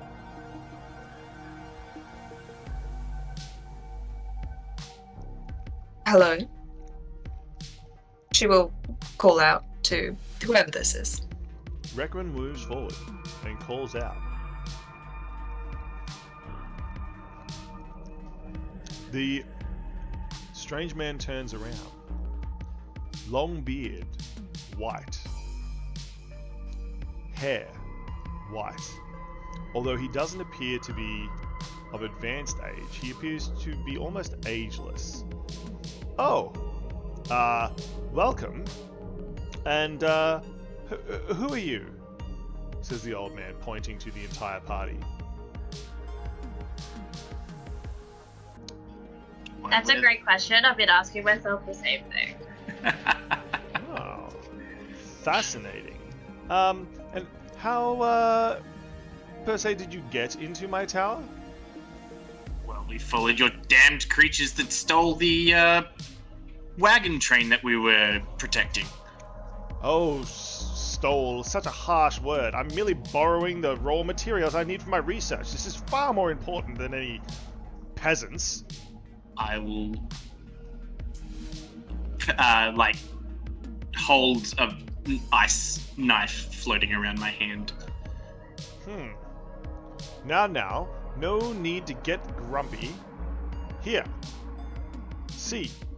And he, opens a rift with his long fingernail, sort of drawing a line in the air nearby, and reaches in and pulls out a young lady who appears to be fearful. Look, see, right now, poor, flesh weak, incapable of great things, but you yourself can see that you are much better stock. This one useless in her current state, but through my research I can make them better. I can make them serve a higher purpose. Do you not see? You're taking the souls from those who are not yet dead. Ah, please. They don't need them anyway. They are my thrall. Surely, saving Hearing them. this, I will throw the ice knife at him. Excellent. Make your attack. 22. 22 will hit. He throws the young lady to the side and she slides over and hits her head on a nearby table, falling unconscious. The ice knife hits the strange wizard. He takes 4 damage and needs to make a dex save. 4 damage. The dex save is 10. He does not pass. And he will take 7 cold damage. 7 cold damage. Boom! The ice knife explodes, shattering shards of ice into the floor and the surrounding instruments, dealing additional damage to the dark wizard. Right, he says, brushing off the ice. Unfair, not nice. Here I am trying to be friendly with you all, trying to explain why these, and he points to the young girl unconscious nearby, are useless forms, whereas yourself and myself are a higher class of being. Can't you understand? He looks to the party, pointing long fingernails. Sorry, repeat? You are idiotic and closed-minded. You are the closed-minded ones. You cannot see past your petty morals. If you try to stop me, then you will find the sharp end of my spells. I shall give you one last chance to join. He looks intently at each of you, his eyes seeming to burn into your soul. I mean, you haven't given any proof. This is even worth it, so I think I'd rather rescue the souls and get my money. And it's If it's money a bit you more want, important to me. I can give you plenty. And he walks over to the bench nearby and pulls several purses. They are all of different sizes and shapes. They appear to have been taken from his victims, and he throws them at the floor. Hundreds of gold coins spill out.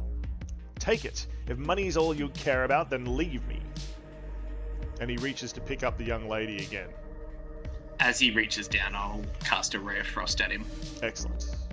A ray of frost rips across the room. 16 to hit. 16 will hit. Deal your damage, Ghast.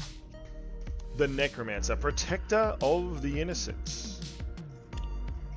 5 cold damage.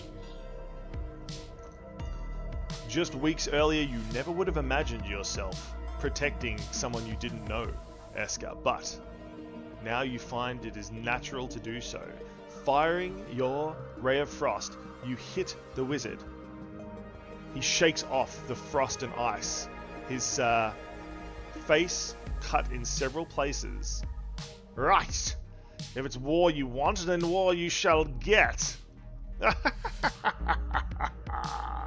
He cackles and immediately begins casting spells. Ali, you are the first to act in initiative order. What will you do? I am gonna go up to him and stab him with my rapier. I'm just picturing a real, casual stroll. yeah. Allie's always calm, so it's another day for her. Have a good sleep, Naradav. Ali, you stab with your rapier. Make your attack. I got a nat 20! Woo! Yes.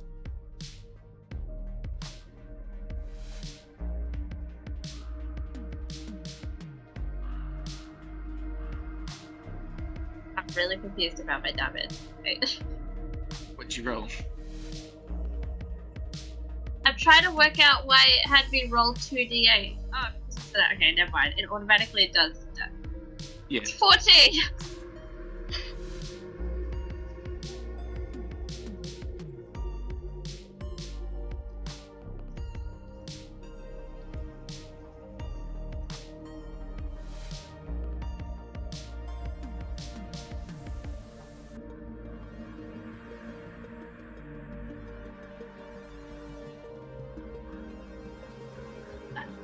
Are you talking, Nietzsche? Hello? We're not getting any sound. Oh, there we are. Fantastic. There we go. You stab the Dark Wizard. Curse you, he says, as the rapier pierces into his stomach. His voice seeming to echo around the observatory. Lee moves forward, grabs the young lady. It's bedtime, good night. Bananica, we will have fun. Or not. That's up to us. Fun is not mandatory. Getting bitten is mandatory. Fun not mandatory. Have a good sleep. Looking forward to playing with you in the future, by the way, Bananica. Now, Lee walks over, grabs the young girl by the collar of her dress, and begins dragging her away from the Dark Wizard. Looking at him, points her small handgun and says, "Go on, just try it. Make my day. I'm taking this one with me. She ain't yours no more." And begins dragging the creature backwards, all the time keeping the gun honed on the wizard, as Ali keeps their rapier pinning the wizard to the desk. Krilleli, seeing this unfold, Lee dragging the unconscious young woman away, Ali keeping the wizard in check on the far side of the room, what would you like to do? Can I go for the woman? You can indeed. Krilleli springs forward and meets Lee halfway across the room. What would you like to do?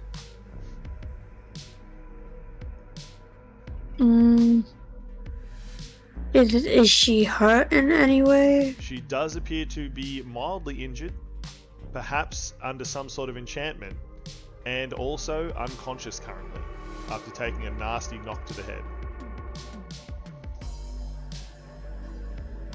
I'm gonna help drag her to safety. Together, Lee and Krilleli drag the young woman back to the side of the room furthest away from the wizard. Then can I still cast Healing Word on her? You can. Krilleli kneels down next to the young woman and calls out that ancient satyr word for health and healing. It's a 4. Excellent. She seems to sleep more comfortably now. She doesn't seem to be in as much pain. The wizard, seeing the sword in his own stomach, casts heat metal on the sword itself.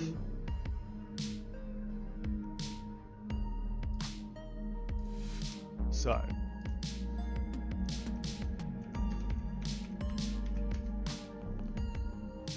heat metal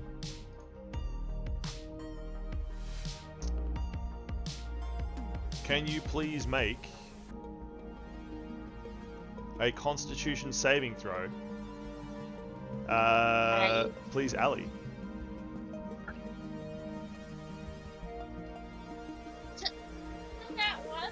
Nat 1.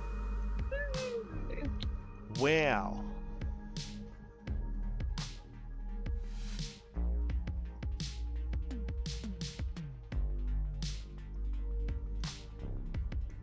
Okay.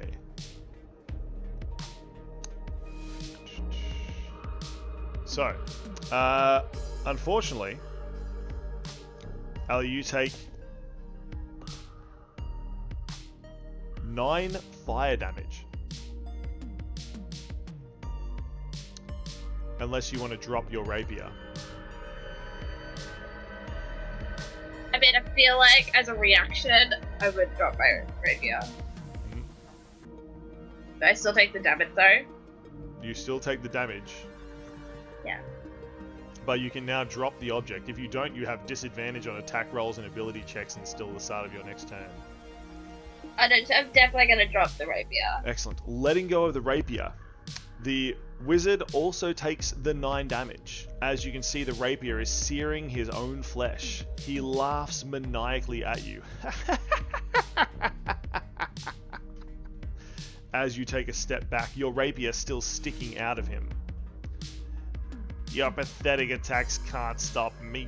This is more powerful than any of you will ever know. Requin, seeing this happen, what is your action? She will take out the viola white petals of chrysanthemum flowers fall to the ground, and she takes up her bow and is going to cast Discordant Melody. Ooh. Well, no, Dissonant Whispers, yeah. Whispers. So you whisper a discordant melody that only one creature of your choice within range can hear.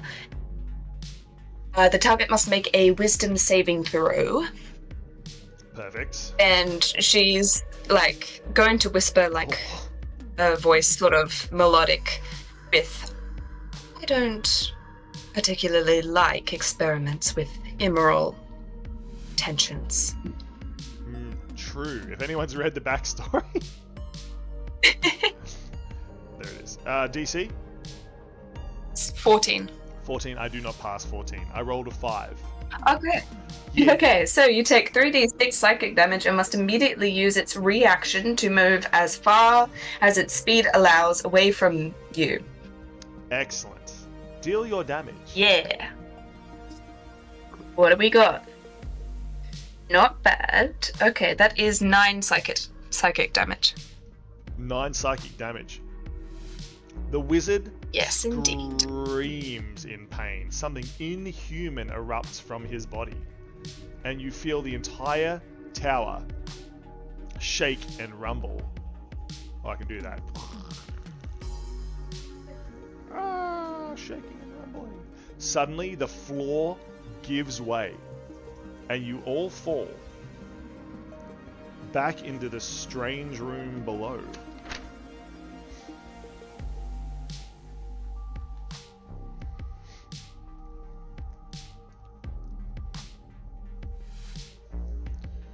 And Requin over here. Okay, excellent. Into the strange room below. Flamira, thank you for the follow. Just followed. You all fall into the strange room below. Welcome in, welcome in. Perfect. So where the wizard was, is now a dark lump of spongy flesh. All the other shadowy creatures that were in this room, you see their bodies slither across the floor like pools of solid ink into his body. And now there is just a lump of black, inky, spongy flesh where the wizard once stood. The closest to this is, of course, Ali, who sees this firsthand. Eska, you are the first to stand up and react here. What would you like to do? The rest of you are now getting up and seeing through the debris and the dust. I will cast Chill Touch. Finally revealing to the mad wizard that I too am a necromancer. 18. That will hit. Please take 4 necrotic damage. 4 necrotic damage. Excellent. As the necrotic damage deals to the creature, you see it erupt. Black, inky substance flying all around the room, sizzling like acid. And out of the mess steps a giant bird demon.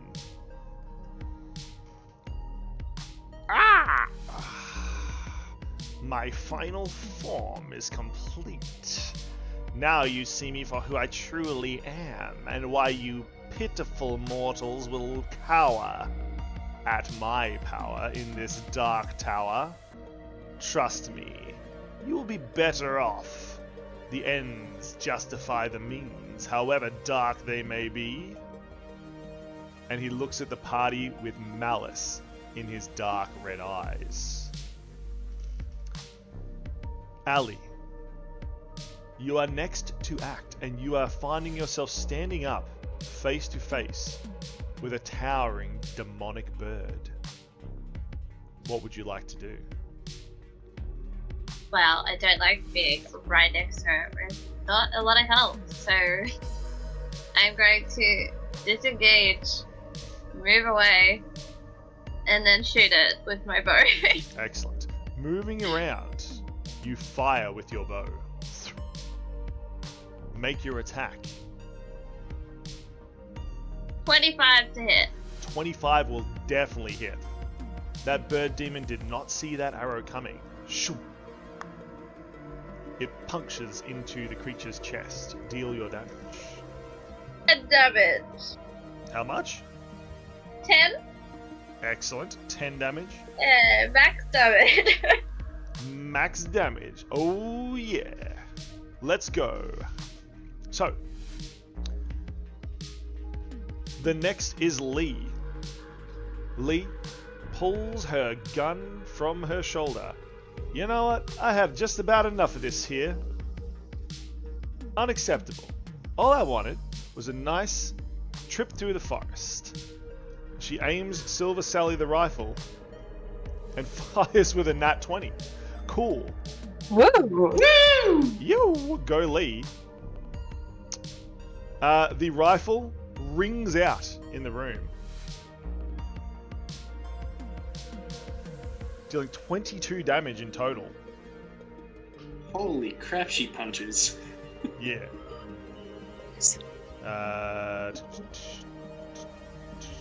22 damage. That rifle punches a hole right through the demon. Inside, you can see that it seems to be made of disgusting black worms, filling its entire void where the inside of its skin is. The beast whips its head around, looking towards Lee and the rest of the party, not seeming to slow, but again, gazing at you with those terrible red eyes. Krilleli, Yeah. what would you like to do? The young Um, woman is still safe, although covered in some rubble. You and Lee have kept her safe during the fall down from the room above. can I cast Healing Word on Ali? You can indeed. Ali, you hear a word whispered across the battlefield. It is the satyr word for healing. 7. 7 damage is healed. Ali, you feel your wounds close, as though the Fae themselves shine their hands across you, repairing the damage.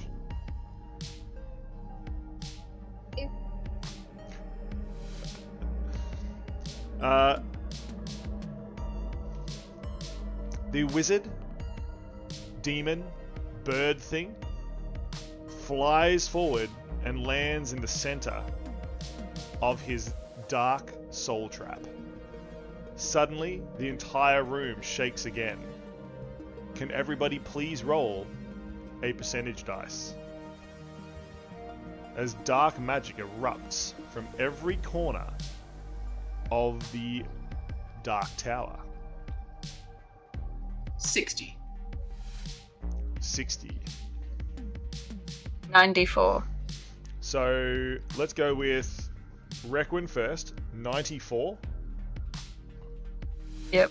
Excellent. Could you please make a Dex save? Ooh. Okay, thank goodness. That is a 19. 19. Excellent. A dark black wave of that disgusting ink sloshes out of one of the walls and tries to sweep you into the dark pit below. However, you dive out of the way and avoid it completely. Eska, your roll was 60.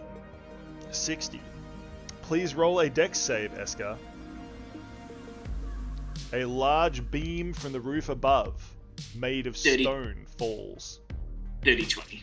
Excellent. Eska, you also leap out of the way as a huge stone beam lands where you just were, avoiding the damage. Ali, roll your percentage dice, please. A 6. Excellent. You keep your footing as the room around you rumbles and shakes. Lee, why yes. 35. Lee also needs to make a Dex save.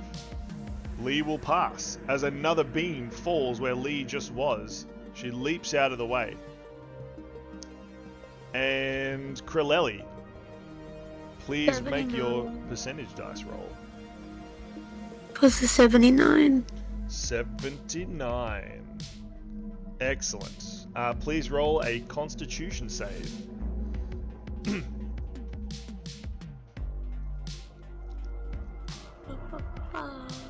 19. 19 will pass. A horde of dark black oozes of that same dark inky blood crawls out, trying to cover your body. But you grab the young lady and you push them away, moving to safety. Requin. The room is in chaos. Dark spells are ripping the tower apart. What would you like to do? Very, very fun times. Okay.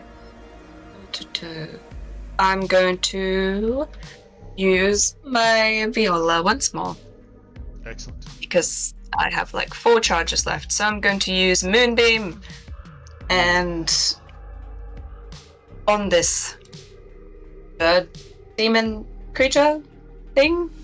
Nice. Yeah. Says Requin. So I do believe, yes, totally. She knows how to do this. Yeah. Just imagining how like Wait. annoyed the bird demon thing is at like not being described properly. Yes, absolutely. She would probably do that on purpose. Yeah, I know. That's yeah. The head flicks around and the dark red eyes looking at you as though very insulted. Make a con save. I do not. That is a 4, which gives me a con of 6. I'm Okay, gonna guess yeah, the that DC is will- higher than 6. Yes, the DC is still 14. Excellent. A That's a very beam fun of time. moonlight through the open roof strikes the creature. And it will take. Oof, that's not that much, but okay. It takes 8 damage. Excellent. It Radiant damage, if that does anything. Ooh, For a demon, I don't know. it does, and it seems to screech and sizzle as the moonlight, the beam hits it. Its very skin ripples as though it is boiling underneath. A high-pitched screech rips out of its throat. I believe you can channel Moonbeam and keep dealing it damage if it stays there, right? Yep.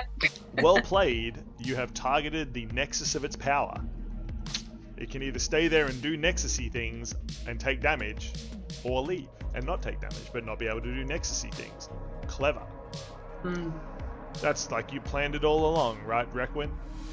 Totally. Yeah, no. She's been planning this whole time. Yeah. Eska, what would you like to do? The demon is writhing in the radiant light of the moonbeam. I will use my last spell slot and cast Ice Knife again. Nice. Drawing on the last of your spiritual necromantic power, you fire an ice knife. 17. 17 will hit. The creature is poorly armored, being a wizard. Deal your damage. 7 piercing damage and a dex save, please. The creature makes a dex save of 17. Passes. Dodges out Yeah. of the way of the exploding ice knife.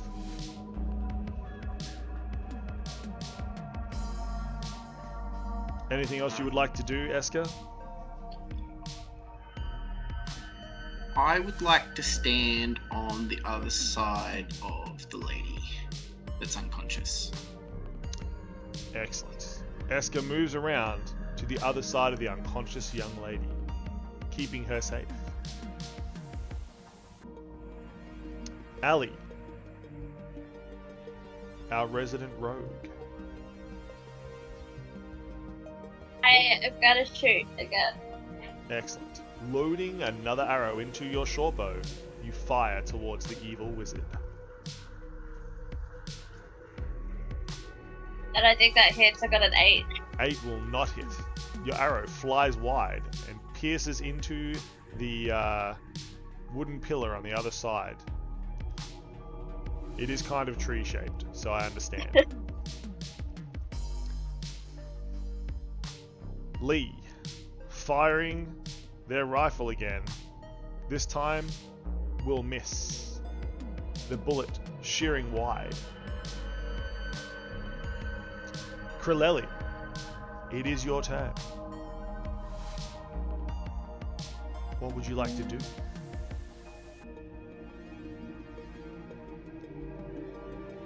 It's a good question. Says Krilleli to themselves, surveying their options.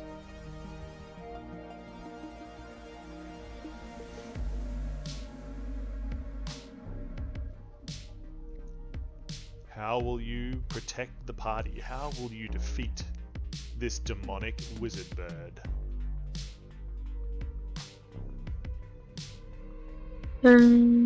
I cast Vicious Mockery on the thing. Ooh.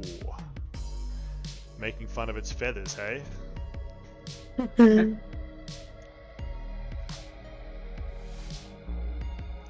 So, I need to make a save. yeah, a wisdom save. I do not pass. That is only a 4. Plus 2, so 6. Apparently it is prideful, and it is severely affected by your mockery. It's gonna take 4 damage. Excellent. The creature appears to be flapping more weakly now. It is not keeping itself as right as it has been. However, it still siphons its dark magic into the room around you, shaking and making weird things happen. Now, Requin, when does your moonbeam deal damage to the creature? At the start of its turn. Excellent. It has chosen not to move anyway. So, at the start of its turn, it takes the moonbeam damage.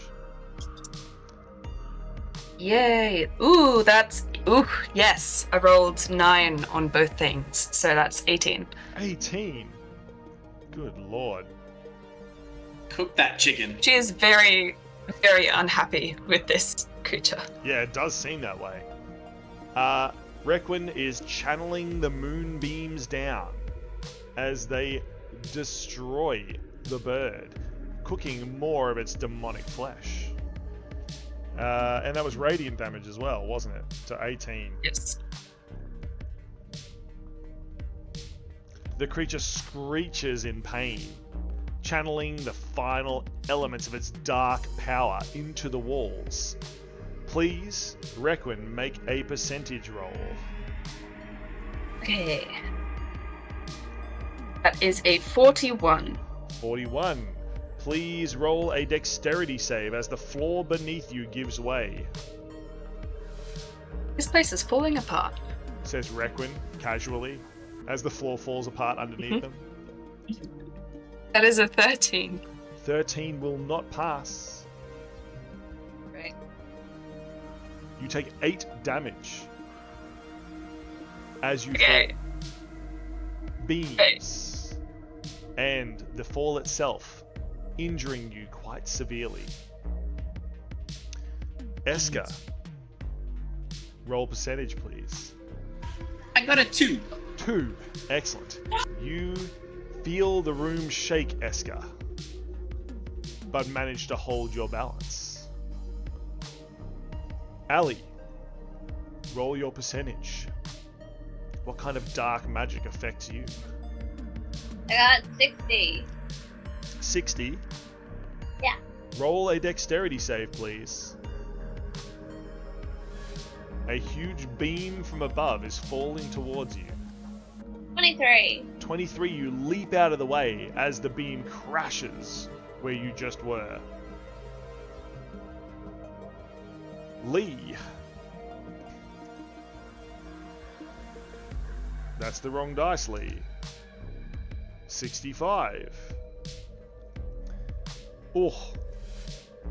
A spike trap has opened up underneath where Lee was. Will Lee dodge it? With a nat 20, yes. Lee cartwheels out of the way. Krilleli, please roll percentage.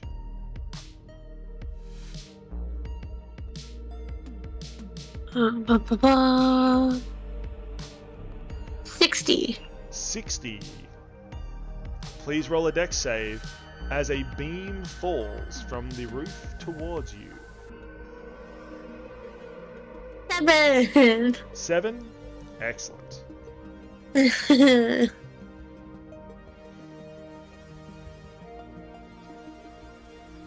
11 damage is dealt as the beam hits you. Oh, Jesus fucking... Please make a Constitution saving throw. Oh, Constitution saving throw. 20. A dirty 20. Excellent. You, however, manage not to get pinned under the beam as you use all your bodily strength to push it off. Ooh. Requin, it is your chance to act now. Can you defeat the wizard? Would I have lost concentration from being it? That's a good. Probably. I would roll a Constitution saving throw. Great. What did we get? We got, wow, an 8. You have lost concentration. The moonbeam disappears. In that case, she will also cast Vicious Mockery So mocking. and insult the weird bird thing. The weird bird thing. So weird, Yeah. says Requin. So weird. Not even doing a great job at being evil. Oh, it's in that one. You should have- in that one. Oh, You should have gotten rid of us when you had the chance. perfect. Deal your damage. Yay. That's going to be an amazing damage of 2. 2. That is all it takes. The creature had taken 99 damage before this. It Oh has my 101 goodness. health. 2 damage will kill it. That's fucking perfect. That's amazing. The bird falls down deep into the pit below. And as it hits the bottom, somewhere deep below, you see a bright black flash. And then hundreds of souls erupt out of the chamber. Esker, like a giddy school child, is trying to catch every single one you can. Esker, would you like to try to capture souls? You have Yeah, enough time to try absolutely. to capture 3 of them. I got a nat 20. Nat 20, you capture 3 souls. At what level Hell yeah. would you say they are? That's a good question. I don't know what the levels affect in your necromancy. We can choose something later because we're In the middle of the game. Yeah. in the middle of the game. But like, Yay, homebrew that we don't understand yet. Let's choose later. However, you have captured 3 souls, and later we will figure out who they are and what level they are. Cool. But you have successfully captured 3 souls. Well played. lovely. But the entire tower is shaking and falling apart. Party, you grab each other, you grab your rescued people, and you rush back out of the tower to safety. Oh. Running back through the woods from the collapsing tower,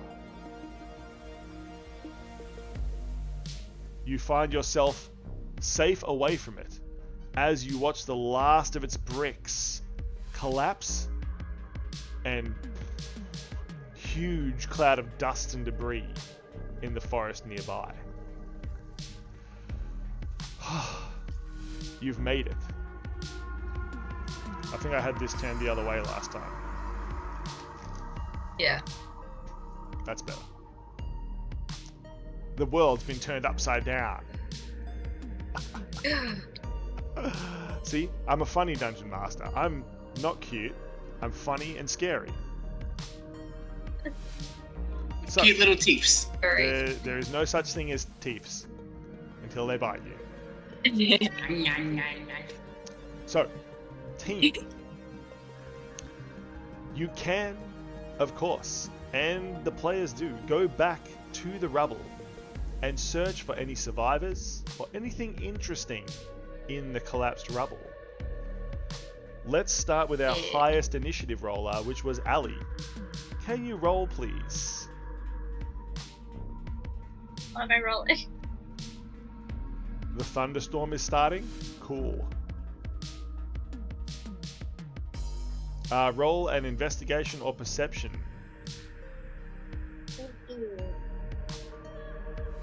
I got 19. 19. Excellent. With a 19, you find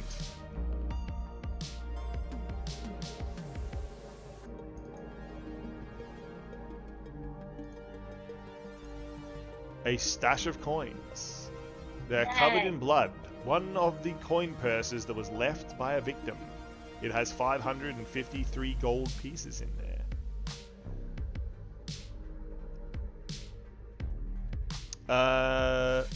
Krilleli. Yeah. Would you like to roll an investigation or perception? 15. 15. Back from nap. Welcome back, Nara. That was the cutest, shortest nap ever. Excellent. Oh, that's cool. Well, Krilleli, as you're investigating the ruins, you keep throwing bits of rubbish and stuff behind you, and after a while, you realize that some small birds have been following you around, picking at things that you've left behind. As you move around, you realize that you now have adopted a flock of blackbirds. Oh, I've adopted something again! A spooky flock of blackbirds has taken to following you around. Every morning, one of them will leave a single gold coin somewhere nearby. Infinite money glitch! Why do I do this? How do I adopt everything? I don't understand.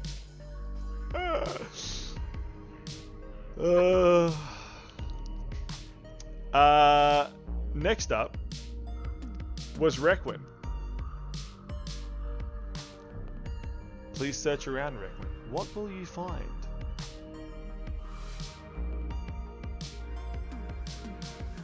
Requin. What will I find indeed? Probably nothing. That's a 13. 13. Excellent.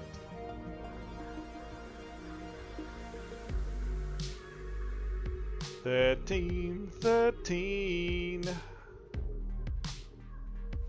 Okay.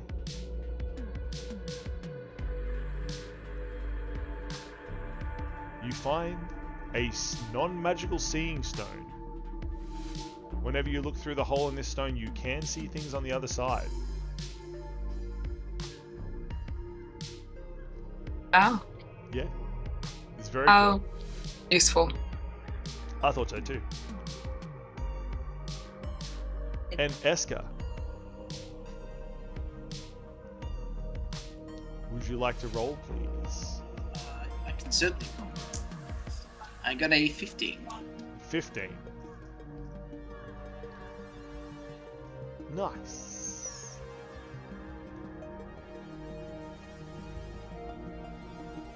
That's actually useful for you.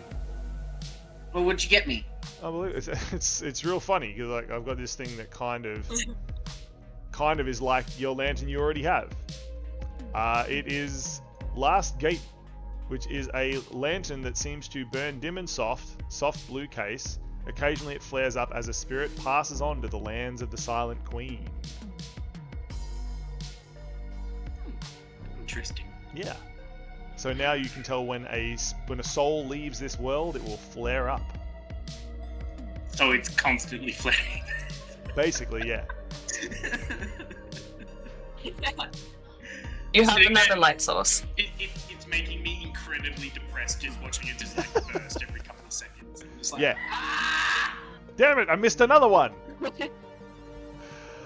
just a silent reminder of just my complete failure. True. Silent reminder of your complete failure. That is true. In any case, it seems that the tower has collapsed. That the dark deeds done here will no longer be allowed. You have defeated the dark wizard who was using the souls and bodies of travelers to create his own powerful army. Well played. Well played. It seems that the dark ends that he was looking for have been assuaged. You have stopped them. Congratulations, party. Oh, you may indeed level yourself up to level 3. Oh my god, this is where we get good! Yay! Everyone loves level 3. Yes, thank you. Everyone loves level 3. Everyone loves level 3. Even me, I can start putting more incredible things now. I can start. Oh, that's so fun. Mm. Oh, that's so good. Much more danger now. What does that do? Well, this is where we definitely get interesting. Yeah. E. Whereas I know the exact one I What need, is this? please. Aha! I Yeah. could talk to spirits if I wanted to. Nice. Yep. Ooh, Nice. interesting. Now you look like my little minions that I'm gonna. Oh, Oh, no, no. we're gonna get eated. We're gonna get eaten. I'm the evil dungeon master, puppet mastering all of you. Hmm. Are we Oh. truly puppets, though? No, you're actually poppets. Poppets, not puppets. Okay. Yeah. Yeah. What does this do? Wow. Okay. Do we get gold? Do you get gold? Yes, you do indeed. You are all paid 200 gold for your journey, and when you get to the town with only one survivor, you get paid an additional 100 gold. Although that is, Okay. yeah, that was hesitantly. It's only because the young lady spoke up in your defense. The townsfolk were going to murder you, but the young lady was adamant. It appears she is the mayor's daughter, and stood up and told her dad under no circumstances, "These people saved me." So well played. Well played saving her. Yeah. We didn't save any wheat, though. That's truly unfortunate. No, a lot of supplies were lost, but you have pointed out where the tower is, and all the supplies are still in there somewhere. So the townsfolk can go back and probably not die. Hopefully. Yeah. Woo! Yeah, potentially. All in their sleep.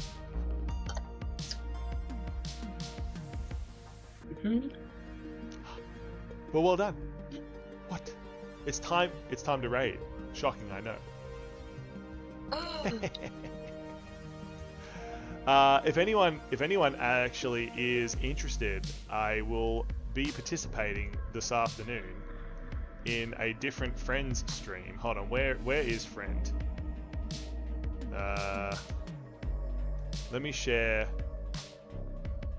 their stream.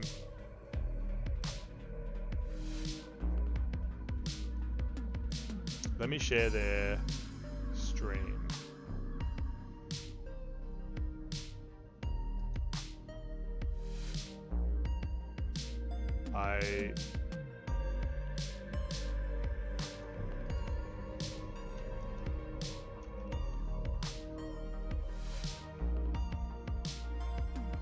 Interesting.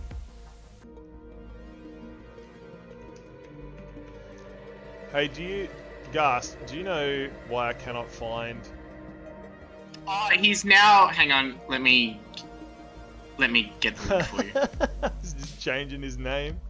Perfect. Yeah. Perfect. Hang on. Give me a second.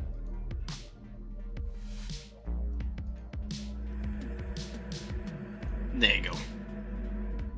Where did you send me that? Just in Twitch chat. Oh, nice. Oh, okay. Yeah, that makes sense. I was like, cool. Not confusing at all. Thanks, Bishop. Yay. But yes, please, if you would like to, you can go to here. Give Bishop some love. We will likely be playing Dungeons & Dragons later tonight to raise funds for charity, which will be very cool. And hopefully one day this channel will get to that point where we can have fun and do some charity streams as well. That would be very cool. Thank you for playing as well, by the way, you lovely players. Hopefully you had a nice, chilled, fun time playing Dungeons & Dragons and defeating evil wizards. Yeah, it's pretty fun. Yeah. Yeah, you're pretty fun. Yeah. Stop it. I will also, as we're ending, attempt to find another owl. Yeah. Yeah. I'm so sad that I Owl made 2.0. Al 2.0. Hey, Yeah. hey. I'm not the one that sent my owl down like an infinite tunnel. Oh, so it was infinite. Yeah, there was just a nasty thing down the bottom there. I was tempted to just throw a single rock. All this could have been solved by a rock. You had to send the owl down. Yeah. I even tried to like, show you there was weird things down there. But no, you had to send your owl down. No. But no. You had to, Curiosity killed the cat. or the owl in this The owl. Yep. Yeah. Curiosity did kill the owl. I have an God. important question. Sure. Did Allie get her rapier back? Yes. Okay. Yes. Cool. I'm going to imagine that fell out of the wizard, and Ali picked it back up It fell out apart. when he transformed. Of the yeah. Okay.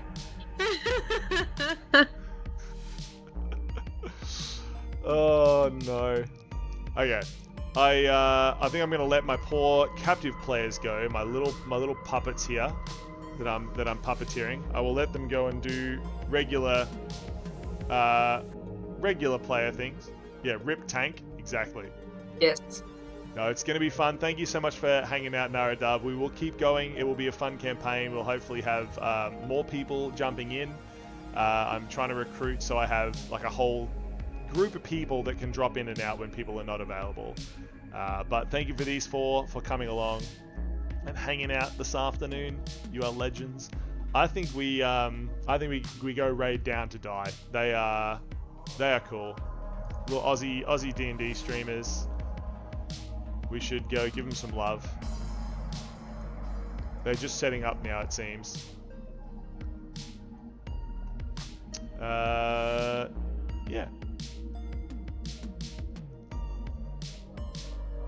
But thank you so much. Thank you, everyone. No, thank you.